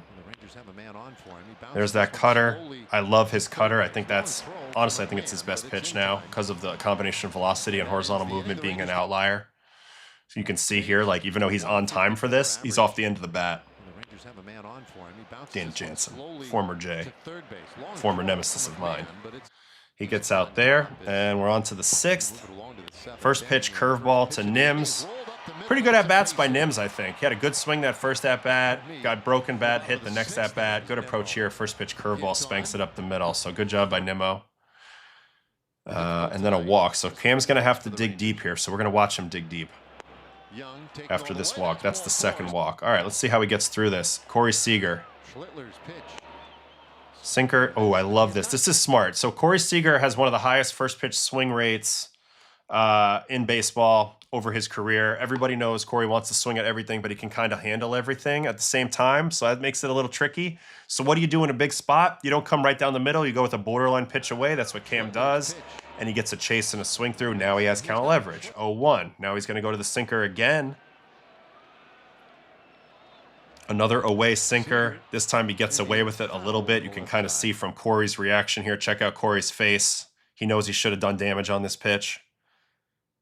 Yep, but now he's 0-2. Now he goes to the four-seam, probably up. Yep, and gets the swing through. So tremendous reading of the at-bat there. And I'll show you what I'm talking about. On the sinker on the first strike pitch, watch the foul ball. He's under it. Anytime I was pitching and I had the two fastball approach and I saw through a sinker, right? This is a sinker. And I see a sinker fouled off underneath, I'm going four-seam up next pitch. I'm going four-seam up next pitch. Because now there's a vert separation, and I don't think you're going to be able to make up that ground. You're already under my sinker. You're going to be way under my four-seam. And that's what we see there. So great pitch there. Next up, Jock. First pitch sinker. Gets the called strike. That was probably the pitch he wanted to hit. Now he's going to come four seam. Let's see if they go in. Yep, in target. Gets it in. Jams him. So another good sinker to four seam sequence there by Cam as well. Gets the easy pop up to Cabby. And then he's going to finish his outing with this at-bat versus Berger. So the only time he really gets in trouble is here, and then he really pitches well to get out of it. Cutter away. Ooh, cutter, front door, and a good challenge by Wells. Gets the strike to 1-1. That was very key in this moment. This is a big leverage moment. And then he's going to get him with a four-seam on 1-1. Ooh, doesn't quite get it to the location he wants, but it's still 99. Another thing about Cam is he's been holding his velocity exceptionally well. And yeah, there's effort in his delivery, but I think he can maintain what he's doing a little bit easier than like what we saw out of Payton Tolle. So tremendous outing from Cam. Once again, another 6 innings scoreless. What can I say? The kid's on an absolute burner, and I think what he's doing is sustainable. I truly do. Baseball Savant totally agrees. I mean, he's above average in every single category. It's amazing. And now we're 21 starts into his career, and he's sitting on a 2.43 ERA and a 1.05 WHIP for his career. I mean, this guy's really fucking good. And I think he needs to be taken seriously now as one of the best handful of pitchers in baseball at the moment. I really do. He's that good. So tremendous outing from him. On the other side of things, Jake was involved in this game. We know how good he is. I don't think I'm going to watch Jake. Or maybe I could. Maybe I could speed through him. Maybe quickly. But let me get in the chat here for a minute before I do that. Seems like there's some good info in here. His cutter has taken a huge step up this year, it seems. He has a modified version that looks more like a slider. Yes, he also seems to use the slider after the cutter a little bit, which is a nice combo. Will tunnel well. Man, ever since he started using the entire zone, he's been incredible, man. He's been absolutely incredible. Is his comparative drop an extension over the years or actual drop or just league average shifting up? I don't know what you're talking about. I feel like he's had low extension since he came up. Why did we start calling a two-seam fastball sinker now? I mean, they're basically the same thing. Some guys, two-seamers are more of a runner, so you call them like a two-seam runner or sinker, but they're definitely classified the same. You know, at the end of the day, they're kind of thrown with a similar orientation. Some guys just get it tilted more, and that causes more drop than others.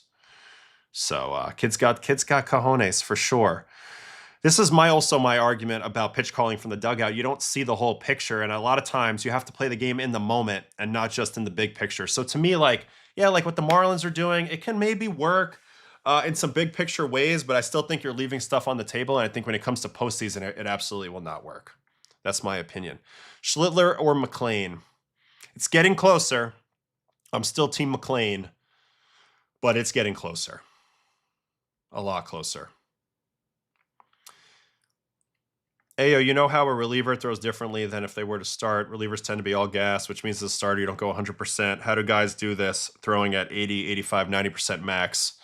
Well, a lot of starters do throw 100% max too, to be fair. But yeah, you want to sit around 90% effort if you can, or 88% effort or whatever. It just comes down to the efficiency in your delivery and stuff like that. So, people throw with different levels of effort. They're able to control different things. I often think this is why tall guys are favored, because there's a little bit more of a whip element with being long-limbed. So I think that's kind of, apropos to bring up in this point. Not related to this game, but I was watching Roki's highlights, noted that he moved over from the rubber like you suggested. Yes, also the new splitter. Roki's trending in a good direction. I'm actually starting to feel optimistic about Roki, so we'll continue to watch him as well.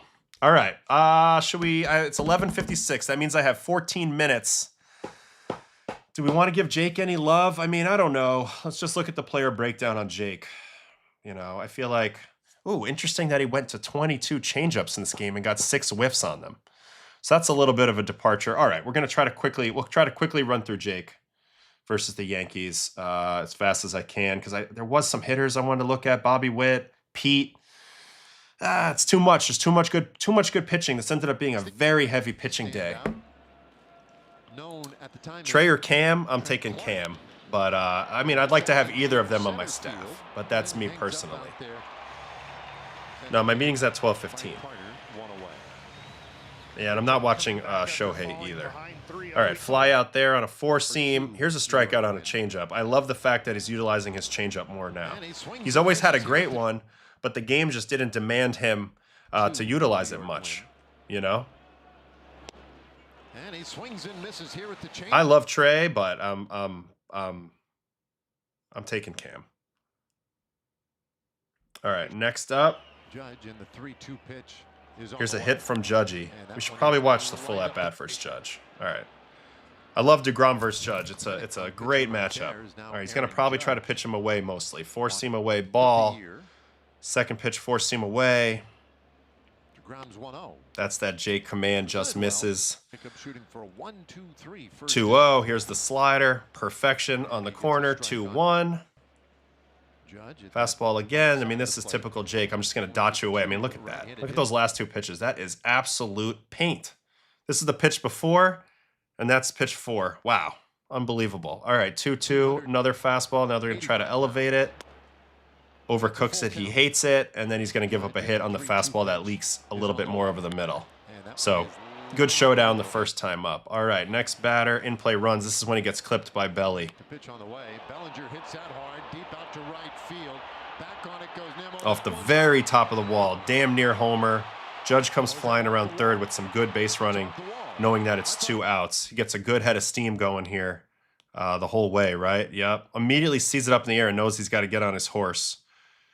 Even though he looks like he's moving slow, I feel like there's a lot of effort put in there. Pretty good cut of third. Great swing by Belly on a heater up and in. Like, if you're Jake, you're probably thinking, damn, I executed my pitch here. Belly just beat me. Turned the shoulders really nicely at the top of the zone. Let's look at this swing from Belly. How do you get on top of a ball? This is how you get on top of the ball. You don't shoulder tilt.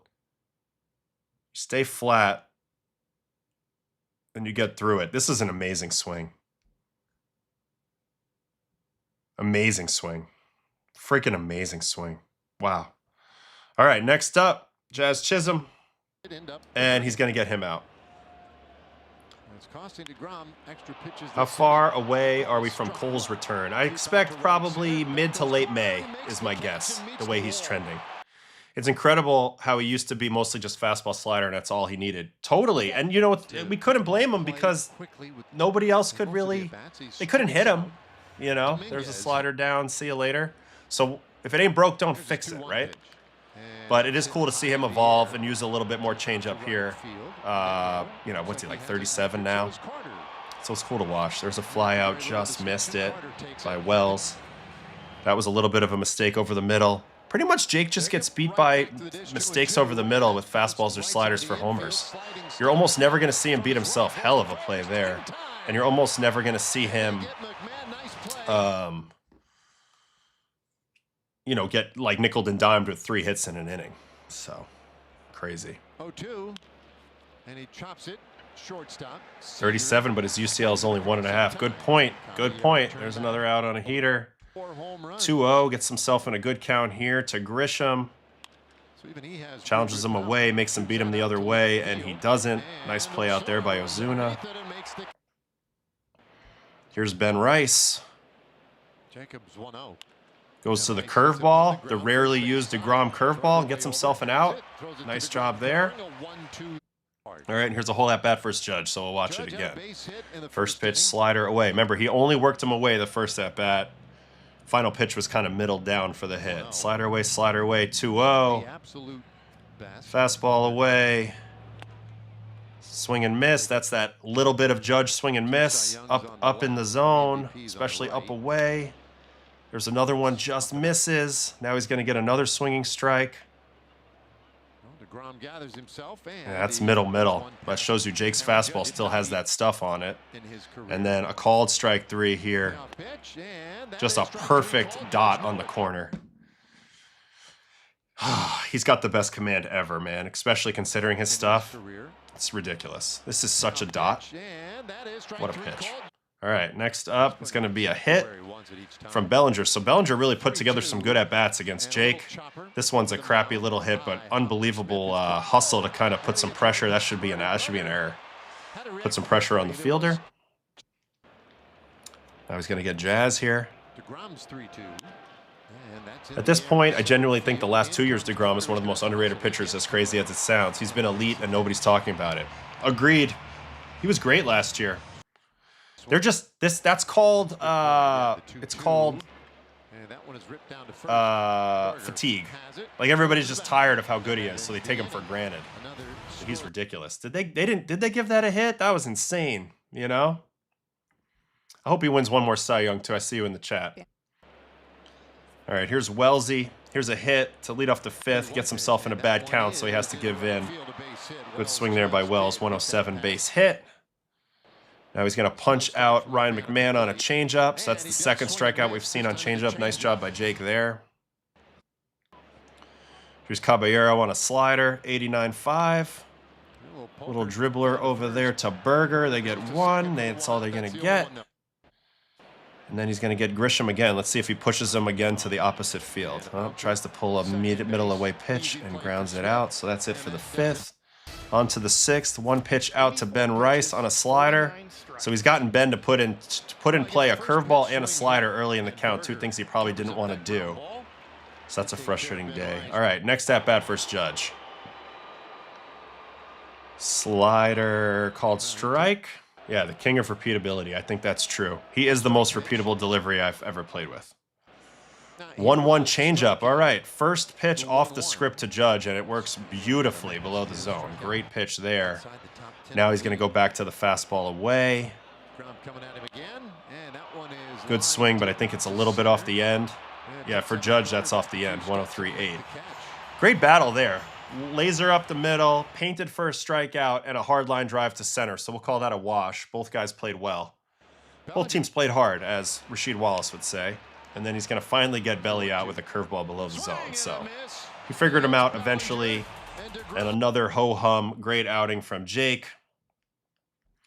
He ends up going 6 innings, 1 run. Of course, it wasn't enough to win, as Schlittler was just a hair better. And the Yankees kept it moving. Eventually, I'll show Judge's home run here off of Cole Winn. But just take a quick look at Jake. He's great. He has given up some barrels. But other than that, he's been awesome. Last 2 years, you know, he's like, I mean, last forever. I mean, this guy just doesn't give up runs. Still has a sub-1 whip the last 2 years. So I would agree with that take. He might be one of the most underrated pitchers at the moment, which is kind of funny to say. All right, back to this game. Let's watch Judge's next at-bat, which is a homer off of Cole Winn. This ended up being the game winner. So let's watch this at-bat. This is called the Dugout app. It's not public, though, so can't have it. Sorry. Cutter strike 1. Fastball fouled away, strike 2. Cole Winn's been great in the early going. So being down 0-2 to Cole Winn, not a good thing. But let's see how Judge gets back in here and eventually homers. Slider non-competitive. Slider, pretty good take. And then 4-seam kaboom. Misses a little bit to the inner part of the plate. Granted, it was at the top of the zone. But Judge annihilates that at 112.7 at 36 for his 11th or 12th home run of the year and 20th RBI. That would hold up as Bednar had some traffic in the 9th, but did get it done. And the Yankees went on to win this game 3-2. Man, this is just a pure swing. What a freaking player, man. Ball's absolutely smacked. Let's watch Judge from the side. Oh, he likes this ballpark. I know he broke the home run record. Well, the non-Barry Bonds version of the home run record. The AL home run record in Texas. So I think he might like it there. Pretty cool. Dugout app is only for Chad's innings eaters. Yeah, pretty much. That's it, guys. Yep, this is the only place we can get content quite like this. A lot of good content out there. This is a little bit different, obviously. All right, so we're done talking about this game. There's not much time left. There was a home run from Pete. I do want to quickly just take a 2-second look at Pete Alonso before I do probables and say goodbye. I've started to notice a little bit of a better setup and stuff from Pete. I know he only goes 1 for 4 yesterday. The numbers are still poor. 198, 659 OPS. He's not looking like Pete, but the hard hit's still there. He still hits the ball hard. Bat speed's still there. Chase rate is actually pretty good for him. He's taking his walks.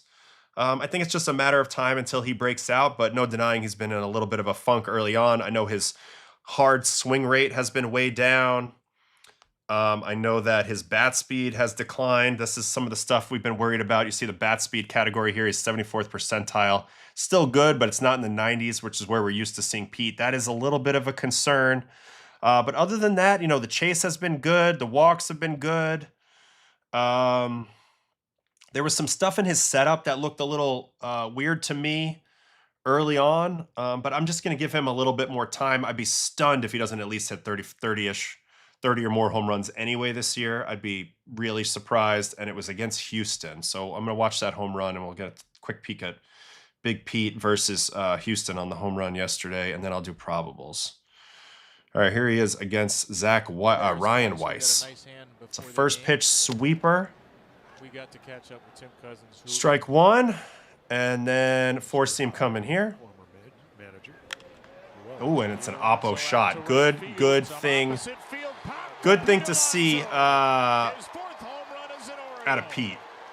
Because he has the ability to drive the ball out to all fields. He cannot afford to get pull happy in his swing that causes him to chase too much. But when he stays locked in, engaged over the plate, and this looks... All right, he's still doing it a little bit, what I was talking about. But when he gets himself loaded and he gets the right stretch in his stride with the hands back in rhythm, loud noises happen at the plate. So that's what we're looking at. It's this move right here that's confusing me. Watch it. Watch his little, like that thing with whatever he's doing with his, like that little lean move he's doing. I don't know what he's doing there. I know he always had some level of rhythm, but it looks a little odd. Anyway, here's the swing in slow motion from the side. Not many people can hit a ball like that. You know, that swing reminded me a lot of the home run off Devin Williams in the postseason. Just a little oppo line drive. Can the ground screw get field passes when you become a manager? Yeah, why not? Why not? I'd be good about that. I'd be good with that. So, I don't know. We'll keep watching Pete. I know that there's been some weird stuff here. Let's look at his bat tracking. We'll go back just to last year because he was really, really good last year. Group by season update, and then I'll grab him. I do have to get off here like in a minute, but I wanna give Pete his due here if I can. Okay, so here's what we're looking at in terms of a comparison where people have been, you know, a little bit off Pete. Bat speed down about 1.5 miles. We'll see if he can't rectify that. This is the weird one. Fast swing rate. Oddly, he's not getting his A swing off as often. So 37% this year, 53% last year. I think that's the biggest concern. And then also that swing length, which had actually come down last year, which was a positive development. Now it's bounced back up a little bit. Still very long at 7.2. Could be a little better. So that's one thing to think about. And then the second thing, if I can get there quickly, we'll take a look at his swing path and see if there's anything else to quickly take a look at here. And then I'll do probables and we'll say goodbye. And I'll be back tomorrow with some more fun stuff. Swing path tilt looks the same. Attack angle the same. Attack direction the same. Stance looks the same. Okay, I'm not worried that much about Pete. I'd like to see the bat speed get up a little bit and his ability to get his A swing off a little bit more often. But, you know, he homered to the opposite side of the field yesterday, and that's a positive sign. So we'll keep our eye on that moving forward.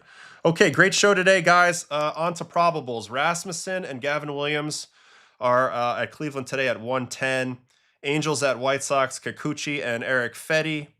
Mariners at Twins, Kirby and Taj Bradley. Yankees at Rangers, there he is, Elmer Rodriguez. Oh, it's a day game, so this one will be up, I don't know, 4 or 5 o'clock today. His debut video, Elmer Rodriguez versus Nasty Nate in Texas. Rangers, Jays, Bayo trying to pitch himself to stay in this rotation, and Eric Lauer is doing the same for the Jays. Marlins, Dodgers, Sandy Glasnow. This is a great matchup today from LA. I love this matchup. Glasnow, will he keep throwing the sinker? He threw a ton of sinkers this last game. We didn't watch it, but we looked at the move.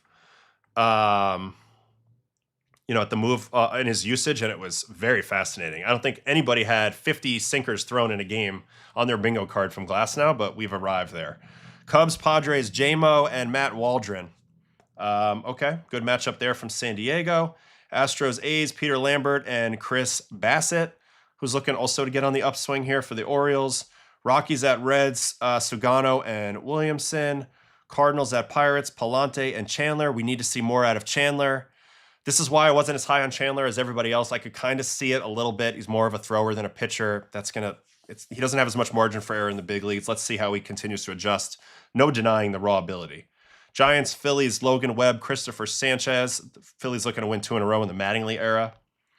Nationals, Mets, Cavalli, and Peterson. This is a big start for Peterson as well. Going up against the Nats. Mets trying to take the series today. Tigers, Braves, Skubal, and J.R. Ritchie. We have the video up on the channel of J.R. Ritchie, who made his debut last week. He was pretty impressive against the Tigers today, and he's got the privilege of pitching against Skubal. Diamondbacks, Brewers, Erod, and Brandon Sproat. Royals, A's is our last game, and it's Waka and Severino. We mentioned the Royals are starting to play a little better, so we'll see if they can keep that going. All right, guys, that's it for the show today. Thanks so much. I got to hop onto my Zoom. Please like and subscribe. This is one of the best streams ever. We had 138 people in here at one point.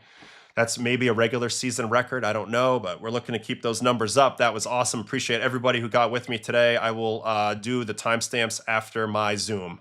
So I'll see you guys after that, and I'll see you guys tomorrow. All right, thanks so much for hanging with me, and see you guys later.